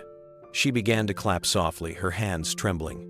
One by one, others rose beside her until the entire room was on its feet. The applause filled the old studio like a heartbeat, returning after years of stillness. There were no bright lights, no grand stage effects, no cameras, only truth. Every clap carried warmth, every tear carried understanding. People weren't applauding perfection, they were applauding honesty. Keanu bowed his head deeply, overwhelmed. Beside him, Eli wiped his eyes, laughing through his tears. Mara reached out, linking her arm with Lydia's. They all stepped forward together, bowing as one. The moment wasn't about any single person. It was about something greater, the bond they shared, the lessons that had shaped them, the teacher who had never really left them. When Keanu straightened, his gaze searched the front row until it found Nathan. The older man hadn't moved. He sat still, his expression unreadable, his eyes shimmering under the soft glow of the candles. For a second, Keanu thought he might be crying, but then Nathan stood. The applause softened as people noticed. Nathan walked slowly toward the stage, his steps careful but steady. When he reached the front, Keanu instinctively moved to help him up the small stairs, but Nathan shook his head with a faint smile. "I can manage one last entrance," he said. The audience chuckled softly, and Keanu stepped back, allowing him to climb on his own. When Nathan reached the center of the stage, the room fell completely silent again. He looked around at the faces watching him, some old, some young, some strangers, but all connected by one shared truth. He took a deep breath, his voice quiet but steady. "These students," he said, "have taught me something I never stopped believing, but somehow forgot that truth survives time." The audience listened, motionless. Nathan continued. "You see, the world changes. Fame fades, applause dies, buildings crumble. But truth, the kind that comes from love and courage, it never disappears. It lives on in every person it touches." He paused, looking over his shoulder at Keanu, Eli, Lydia, and Mara standing behind him.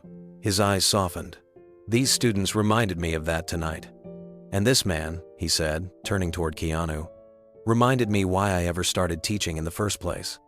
Nathan's voice trembled slightly, but there was strength beneath it, a quiet conviction that filled every corner of the room. "When I first began teaching," he said, "I believed I could shape great actors. I thought my job was to help people stand out. But over the years, I realized the truth was far simpler and far more difficult. My purpose wasn't to make stars. It was to help souls speak." He looked toward Keanu again. "You, all of you, gave those souls a voice tonight." A tear slid down his cheek, but he didn't hide it. He turned back to the audience and spread his arms slightly, as if trying to hold the moment.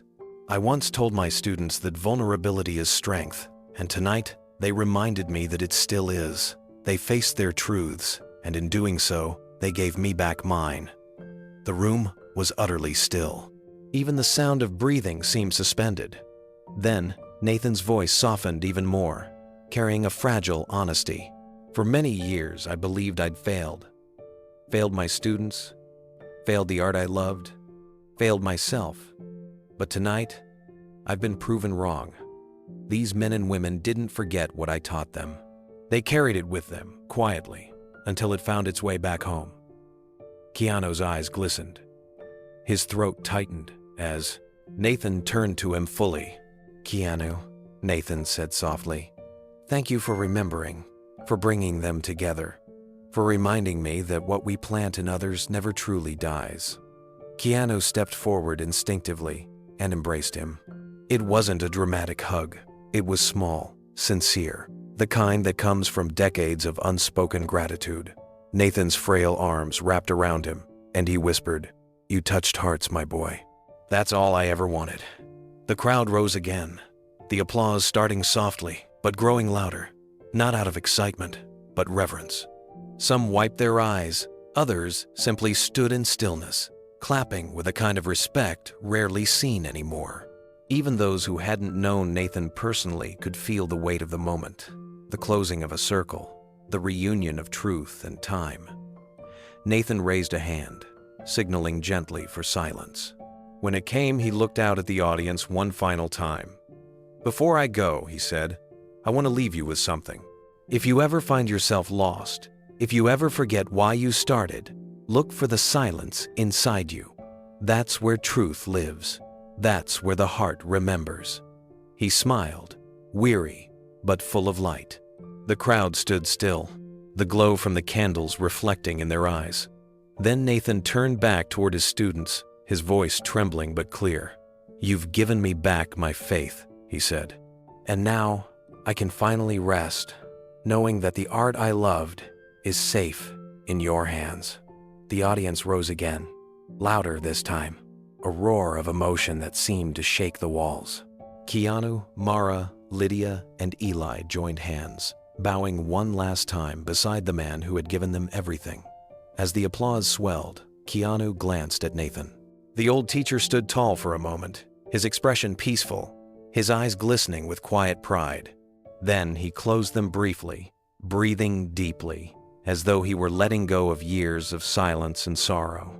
When he opened them again, he smiled at Keanu softly, knowingly. And in that shared look, without a single word, both men understood. Their story had come full circle.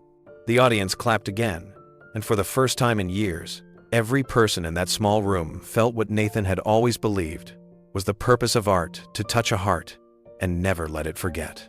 When the final applause faded and the crowd slowly began to leave, the air inside the studio lingered thick with emotion. The candles had burned low, their golden light casting soft shadows across the worn stage. Nathan remained seated in the front row, looking at the empty chairs, as if memorizing every inch of the room before it returned to silence. Keanu and the others stayed behind to help clean up, though no one really wanted to leave. It felt wrong to break the spell. The laughter that followed earlier tears had quieted to hushed conversation, to grateful smiles and long embraces. For them, this night had been more than a performance, it had been a homecoming. When the last guest had gone, Keanu turned toward the table near the stage. There, wrapped carefully in brown paper and tied with a red ribbon, rested the gift he had prepared days before. He took a deep breath, picked it up, and walked toward Nathan. The older man looked up with gentle curiosity. "What's this?" Keanu smiled softly. "Something that belongs to you." He untied the ribbon and handed Nathan the frame. Inside was the letter restored and printed on fresh parchment, the words written in elegant ink that seemed to glow in the candlelight. Beneath the glass, the famous line stood out clearly. "Acting is not about being loved, it's about touching hearts." But when Nathan turned the frame around, he froze. On the back, written carefully across the wooden surface, were the signatures of every one of his former students: Eli, Lydia, Mara, Keanu, and dozens of others who couldn't attend but had sent their names from across the country. For a long moment, Nathan said nothing. His hands trembled slightly as he traced the ink with his fingers. His voice broke when he finally spoke. "You remembered all of them?" Keanu nodded. "We never forgot. Every name here is a life you touched. Every one of us carried you. Nathan, every role, every story, every truth we've ever told. It all started with you." Nathan blinked rapidly, his eyes wet but shining. "I thought I was forgotten," he whispered. Keanu's voice softened. "You're the reason we became who we are." Nathan smiled faintly, his lips quivering with emotion. "Then my work is done." The room fell into a peaceful quiet. The others gathered around, their faces glowing in the candlelight. Eli placed a hand on Nathan's shoulder. Lydia brushed away tears, and Mara whispered, "You'll never know how much this means." Nathan looked at each of them, his gaze tender. "I think I do," he said, "because you've just shown me." Keanu rested the framed letter beside him on the front row chair. "Now it's yours again," he said quietly. "The way it was always meant to be." Nathan's eyes lingered on it, full of gratitude and memory. The night grew later, but no one wanted to leave. The sound of gentle conversation mixed with the soft creak of the wooden floor as they moved about, gathering props and folding chairs. Every movement felt slower, more deliberate, as if everyone was trying to hold on to what was left of the evening. Nathan sat quietly with the framed letter on his lap. His eyes never left it. The glow of the candles made the glass shimmer, and for a moment, it seemed as though the words were alive. He ran his hand across the frame, tracing each name written on the back as though touching the lives connected to them. Keanu watched from a few feet away, his heart full. When he finally approached, Nathan looked up with that same small, knowing smile. "You know," Nathan said softly, "when I wrote that letter, I didn't think anyone would ever read it. I just needed to write something honest before I walked away." Keanu nodded. "And that honesty brought us back together." Nathan chuckled quietly. "Funny how truth works. You can bury it, forget it, even run from it, but it never really disappears." He looked around the studio again, at the flickering candles and the faded posters on the wall. "This room, these faces, this is proof." Mara came over with cups of tea, handing one to Nathan. "You gave us more than lessons," she said gently. "You gave us a way to live." Nathan accepted the cup, his hand trembling slightly. "I just wanted you all to feel something real," he murmured. "Because the world is full of noise, but very little feeling." The group fell silent. Eli stared at the floor, Lydia wiped another tear, and Keanu sat beside Nathan, setting his own cup down. "You did more than that," Keanu said. "You made us remember that it's okay to hurt, that it's okay to care too much. You made us human." Nathan smiled faintly, his voice fragile but filled with peace. "Then my work truly is done." They sat together for a while longer, speaking softly, their voices fading in and out like music. The hour grew late, and eventually, one by one, the others said their goodbyes. Hugs were exchanged, promises made to keep in touch, though everyone knew that what they had shared tonight was something that could never really be repeated. When the studio was finally empty, Keanu stayed behind to turn off the last lights. Nathan had stepped outside to get some air, or so Keanu thought. He finished stacking the last chair, turned around, and there, on his seat near the stage, lay a small, leather-bound notebook. He picked it up gently. On the cover, written in careful handwriting, were 3 words: "Lessons left unspoken." Keanu opened the first page. Inside, Nathan had written in neat, faded pen, "For Keanu, because you listened, even when I was silent." Beneath that were pages filled with notes, thoughts, reflections, lessons Nathan had written but never shared in class. Some were only a few lines long, others entire pages. "Truth doesn't perform, it reveals. Art is not the act, it's the aftermath. You can only touch a heart if you're willing to show your own. Keanu stood there for a long moment, reading in silence as the candles burned lower. He smiled through the tears gathering in his eyes. Nathan hadn't said goodbye aloud, but this notebook was his farewell, his final lesson, his way of saying that the torch had been passed. Keanu closed the notebook, held it to his chest, and whispered softly, "Thank you, Nathan." The room was quiet, except for the faint rustle of the curtains in the night breeze. Outside, the city hummed, unaware of what had just taken place inside that small, forgotten studio. But for Keanu, and for everyone who had stood on that stage, something eternal had been restored. Truth had survived time just as Nathan said it would. The morning was quiet, the kind of stillness that feels heavy before the world begins to stir. Sunlight spilled gently through Keanu's window, casting long golden streaks across the floor. He sat at his kitchen table, a cup of untouched coffee beside him, when his phone buzzed. The name on the screen made his heart skip. It was Lydia. He answered, expecting her usual warmth, but her voice came soft and trembling. "Keanu, I just got a call from Mara. Nathan's gone." The words seemed to hang in the air, unreal at first. Keanu didn't respond. He stared out the window, his throat tightening. Lydia continued, "He passed away in his sleep, peacefully. They said he looked calm." Keanu nodded slowly, though she couldn't see him. "Peacefully," he whispered. "That sounds like him." When the call ended, silence filled the room again. Deeper now, heavier. He leaned back in his chair, hands clasped together. His eyes wandered to the notebook resting on the table, lessons left unspoken. The leather cover caught the morning light, its edges worn from where he had been reading it every night since that final performance. He reached for it and opened the first page. Nathan's handwriting greeted him again, steady and deliberate.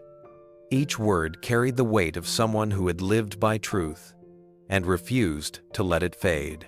The pages were filled with thoughts about acting, about humanity, about the delicate balance between expression and silence. Keanu turned slowly through the entries, letting the words wash over him. The moment you stop seeking perfection, you start finding honesty. Every pause in a story is a heartbeat waiting to be felt. He flipped another page, and there, in the center, written larger than the rest, was a line that made his breath catch. Keanu understood before anyone else that silence can speak louder than applause. For a long time, he couldn't move. His vision blurred as tears welled up, spilling over before he could stop them. He rested his forehead against the open page, breathing deeply, letting the ache in his chest settle into something bittersweet. Nathan had seen him, not the actor, not the fame, but the person beneath it all. And in that one sentence, he had given Keanu something more powerful than any award or recognition: acknowledgement.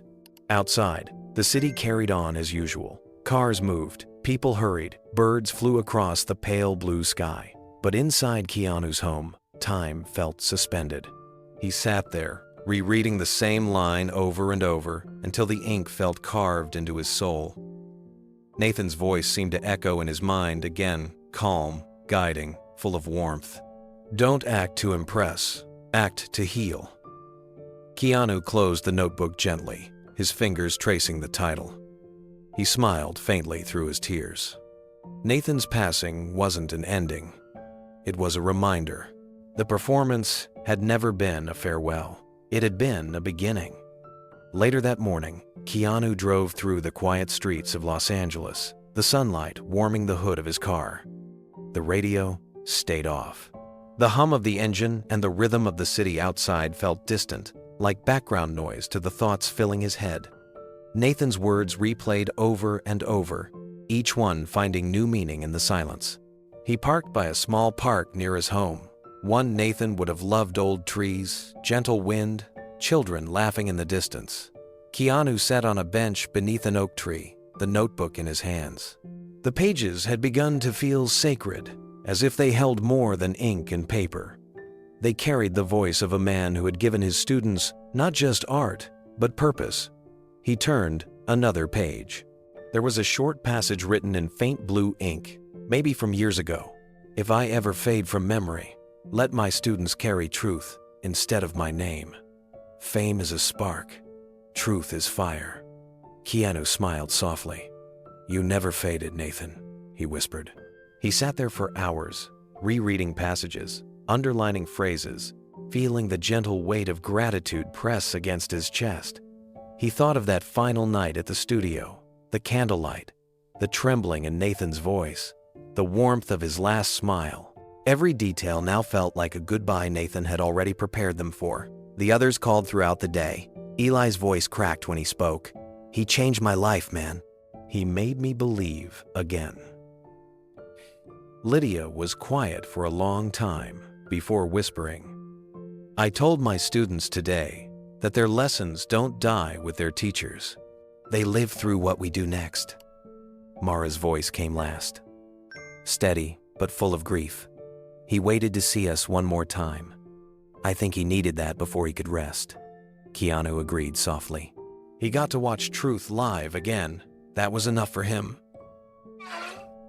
As the sun began to dip below the horizon, Keanu opened the back page of the notebook.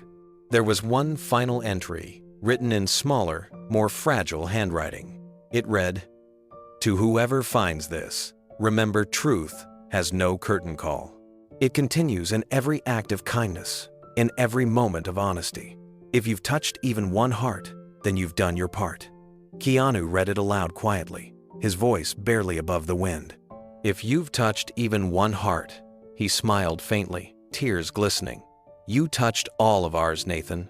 He sat there until the light dimmed and the pages glowed golden in the sunset. Then he closed the notebook, holding it to his chest once more. He could almost hear Nathan's soft laugh, the one that used to fill the studio after a perfect take, and the gentle tap of his cane against the wooden floor as he walked away. Keanu stood slowly, looking toward the horizon. The ache in his heart was real, but so was the peace that followed. Nathan hadn't truly gone.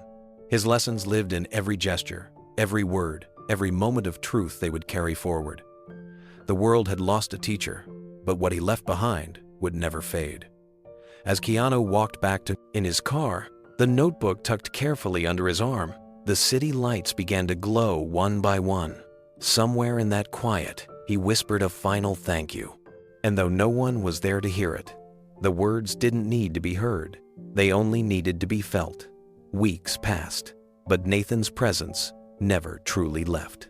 His words, his lessons, and his quiet belief in truth continued to echo through Keanu's days. The notebook stayed on his desk, its cover worn from use, the pages marked with underlined sentences and folded corners. It had become more than a keepsake. It was a guide. One morning, Keanu found himself reading the same line over and over again. "If you've touched even one heart, then you've done your part." He sat back in his chair, staring at the sunlight breaking through the blinds, and felt something shift inside him. Nathan's life couldn't just be remembered, it needed to continue. That afternoon, Keanu called Mara, Lydia, and Eli. They had been in touch often since Nathan's passing, sharing memories, organizing small gatherings, and comforting each other in the quiet ways grief allows. When Keanu told them his idea, there was a long pause on the other end of the line. "A foundation?" Mara repeated softly. "Yes," Keanu said. "Something in his name. Something that gives kids the same chance we had a place to learn truth, not just performance. To understand that art isn't about fame, it's about connection." Lydia's voice broke gently through the silence. "He would have loved that." Eli exhaled deeply. "Let's do it. Let's make sure no kid who wants to act ever feels like they don't belong." And just like that, the seed Nathan had planted decades ago began to bloom once more. Over the following months, Keanu poured his energy into building what would become the Nathan Cole Fellowship. It started small, a few scholarships, workshops, and mentorship programs for underprivileged students in Los Angeles, Toronto. He reached out quietly to friends in the industry, not asking for publicity, but for purpose. Every donation letter carried the same message. Acting is not about being loved, it's about touching hearts. Those words, now engraved on the fellowship seal, became its guiding truth. The first program launched that summer in a modest community theater. 20 students, aged 12 to 17, gathered nervously on the first day. Some had never acted before. Others came from schools with no art programs. But all of them carried a spark, a longing to express something real. Keanu attended the first session, standing quietly in the back as the instructor, a local teacher he and Mara had selected, began introducing the students to Nathan's methods. The energy was raw, honest, a reminder of the studio all those years ago. When the instructor asked them to define what acting meant to them, a young girl stood and said, "It's telling the truth when it's hard." Keanu smiled, his chest tightening. "That's exactly it," he whispered to himself. Later that day, he walked to the front of the stage and spoke briefly to the class. "Nathan Cole taught me something I never forgot," he said. "He said that acting isn't about being seen, it's about seeing others. And when you do that, you touch hearts. That's what this fellowship is for, to help you find your own truth." The months that followed became a quiet transformation. The Nathan Cole Fellowship began attracting support from people who had once known Nathan, from artists who believed in his philosophy, and even from strangers moved by Keanu's vision. The story reached the press again, but this time the headlines weren't about mystery or celebrity. They were about legacy. Keanu Reeves launches Fellowship in memory of late acting teacher. From star power to student empowerment, the heart behind the Nathan Cole Foundation. Reporters tried to interview Keanu, but he declined every appearance. When asked for a quote, he sent the same message each time. "This isn't about me. It's about continuing a truth that changed my life." The fellowship's first class completed its term with a small performance. There were no tickets, no cameras, only families, mentors, and a few local teachers. The students performed pieces they had written themselves, each monologue a glimpse into their inner world. Keanu sat in the back row, watching them rediscover the same purity he once found under Nathan's guidance. Afterward, a shy boy approached him, clutching a small notebook. "Mr. Reeves," he said nervously, "I want to thank you. I didn't think I could ever do this. My mom says acting doesn't pay bills, but now I think maybe it pays the heart." Keanu smiled, kneeling so their eyes met. "That's all it ever has to pay," he said gently. As the boy walked away, Keanu looked up at the banner hanging above the stage. Printed across it were the words that had carried through decades, across lives and generations. "Acting is not about being loved, it's about touching hearts." That night, back at home, Keanu sat at his desk, the framed letter and Nathan's notebook beside him. He ran his fingers over the old parchment again, thinking of how far those words had traveled from a forgotten drawer to a stage reborn, to the hearts of children who would never know Nathan personally, but would still feel his presence. He opened Lessons Left Unspoken once more, flipping to a random page. Nathan's writing stared up at him, simple but profound. "Legacy isn't built by how many see your work. It's built by how deeply your work sees others." Keanu smiled faintly. "You were right again, Nathan." He turned off the lamp, but the glow from the city outside lit the room enough to catch the shine of the framed quote on the wall.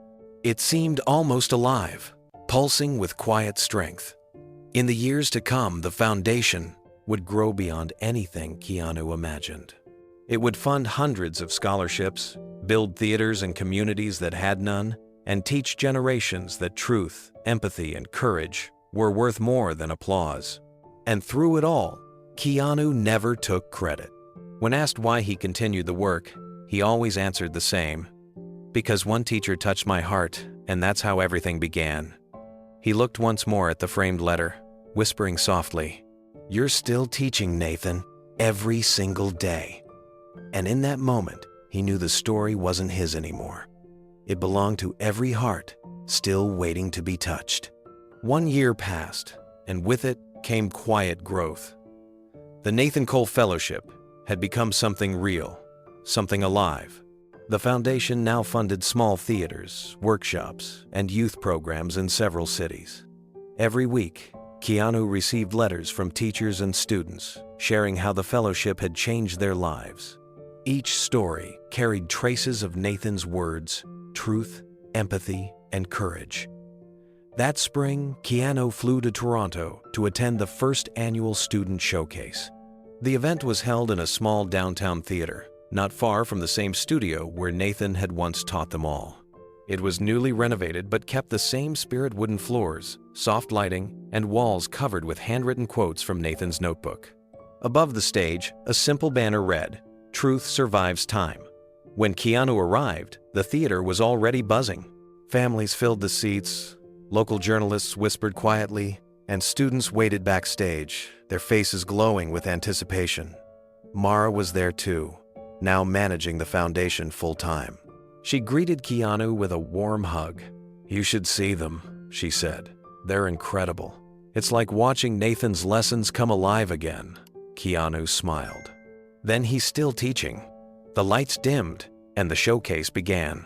The first scene was about grief, a young girl sitting on a hospital bed, clutching a folded piece of paper, her voice trembling as she spoke about losing her father. Her honesty filled the room.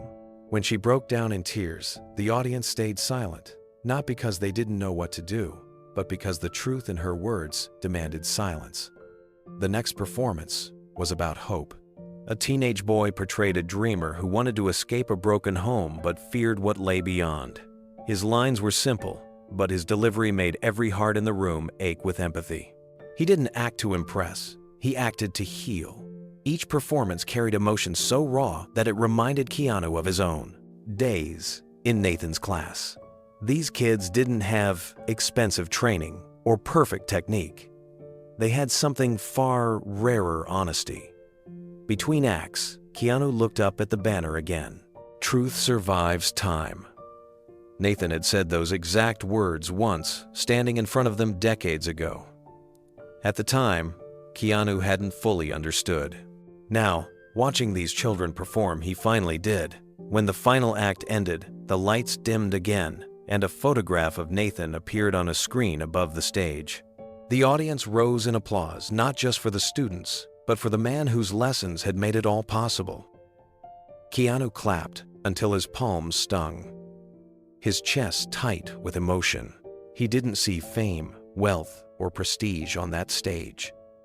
He saw truth alive, growing, reaching beyond generations. As the curtain fell, he knew Nathan's spirit was still there, smiling somewhere among the laughter and the tears. After the curtain closed, the young actors spilled out into the lobby, their faces bright with pride and relief. Families hugged them, teachers offered quiet praise, and laughter mixed with the fading echo of applause. Keanu stayed near the back, watching it all unfold with a sense of warmth that filled his chest. This was what Nathan had dreamed of, a world where truth didn't need permission to exist. A young boy, maybe 12 years old, noticed him standing by the door. His eyes widened in disbelief. "You're Keanu Reeves," he said, breathless. Keanu smiled and nodded gently. The boy hesitated for a second, then blurted, "Mr. Reeves, I want to act like you when I grow up." Keanu knelt down so they were eye to eye. His tone was soft, the same one Nathan once used on him. "Then act like yourself," he said. "That's the only kind of acting that matters." The boy blinked, as if trying to understand, then smiled slowly. "Like myself?" "Yes," Keanu said, "because truth starts with who you already are." The boy nodded, his smile growing wider. "Okay, I'll remember that." Keanu patted his shoulder, then watched as the boy ran off to join his friends. For a moment, he just stood there, listening to their laughter fade down the hallway. It was the sound of something continuing, the same sound that had filled the studio that night a year ago. Mara approached, holding a small program from the show. "He reminded me of you," she said softly. Keanu smiled. "He reminded me of Nathan." They stood together in silence for a while, watching the students celebrate. Then Mara turned to him. "Do you think he'd be proud?" Keanu's voice was quiet, but certain. "He already is. He never stopped believing in us. He just waited for us to believe in ourselves again." As they left the theater, The evening air was cool and clear. The street outside was lined with blooming trees, their petals drifting in the soft wind. Keanu paused at the door and looked back one last time. Through the glass, he could see the banner still hanging above the stage, "Truth Survives Time." He took a deep breath and whispered to himself, "It really does." That night, back at his hotel, he opened Nathan's notebook again. The pages were creased and worn from a year of reading, but the words still carried the same quiet power.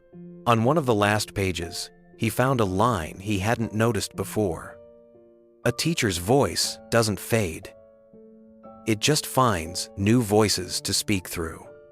He sat there for a long time, staring at those words. The noise of the city outside drifted away until all he could hear was that echo, the same gentle wisdom that had guided him through so much. He placed the notebook down beside the framed letter, both resting under the warm lamplight. Together, they were symbols of everything Nathan had, stood for truth, humility, and the belief that art could touch lives far beyond its moment. Keanu leaned back, eyes heavy but heart full. He thought of the children who would step onto stages in years to come, of the words they would speak, of the truths they would carry forward.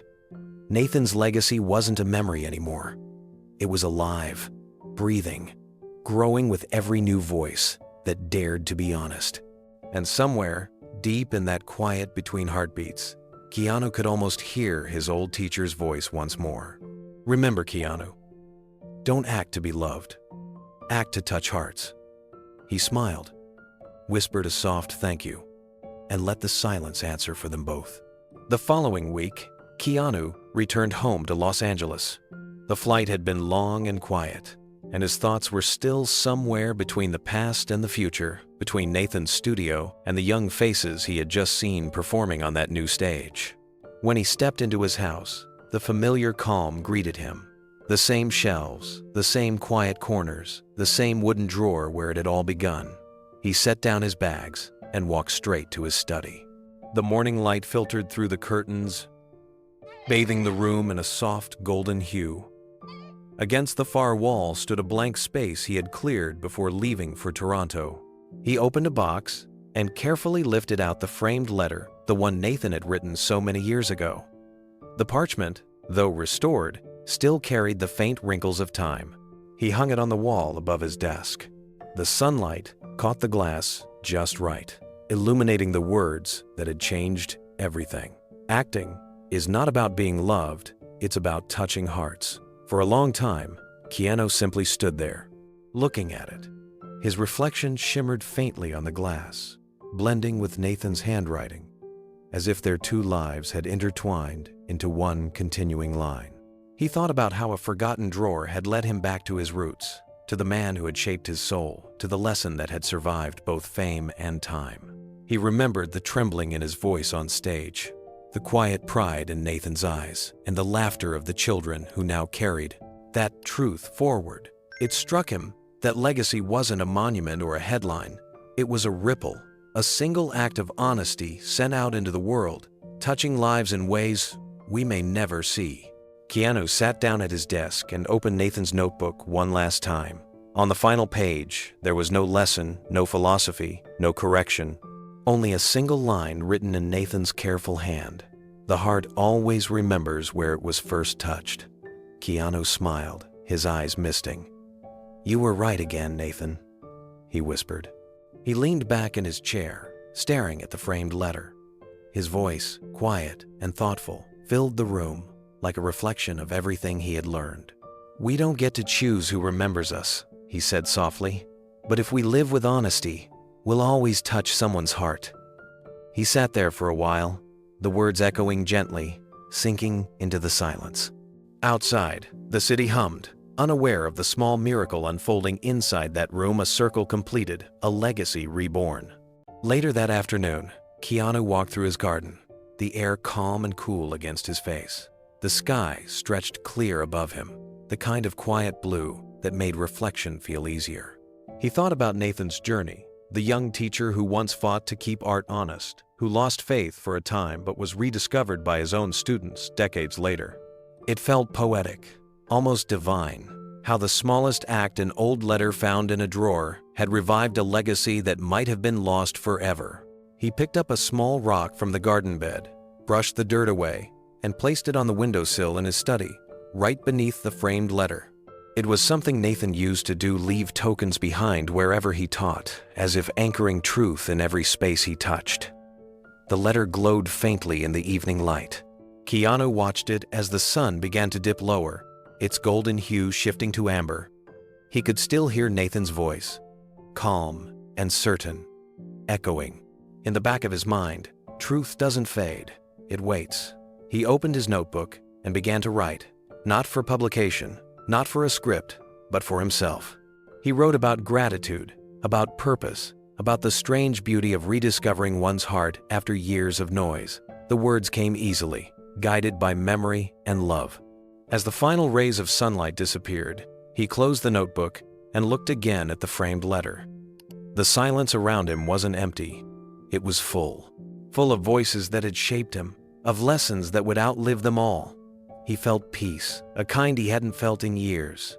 Then, in his mind, he saw the next generation, the students laughing backstage, practicing monologues, finding courage in their own voices. He imagined Nathan standing among them, invisible yet present, smiling at the continuation of his dream. In that vision, the world felt right again. Keanu turned off the lights, but the faint glow from the letter still shone through the dark. As he closed the study door, it felt like he was sealing a promise to keep truth alive, to teach through example, and to always remember that art, at its core, was about connection. The next morning, news of the foundation's success continued to spread. Photos of smiling children holding scripts appeared online.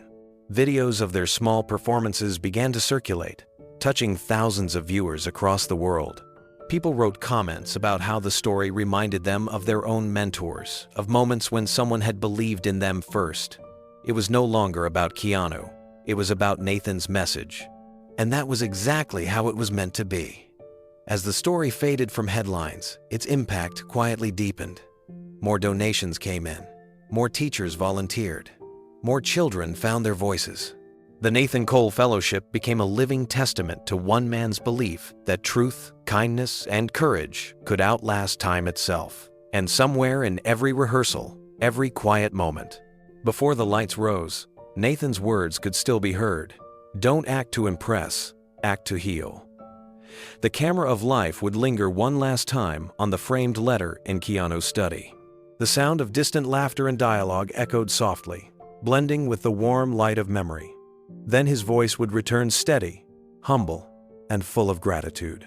If this story touched your heart, he would say, take a moment to thank someone who once believed in you. Share this incredible story with them, and subscribe for more stories of gratitude, love, and legacy. The image would fade to the laughter of children rehearsing, their joy carrying forward what began with one man, one lesson, and one forgotten letter that found its way home.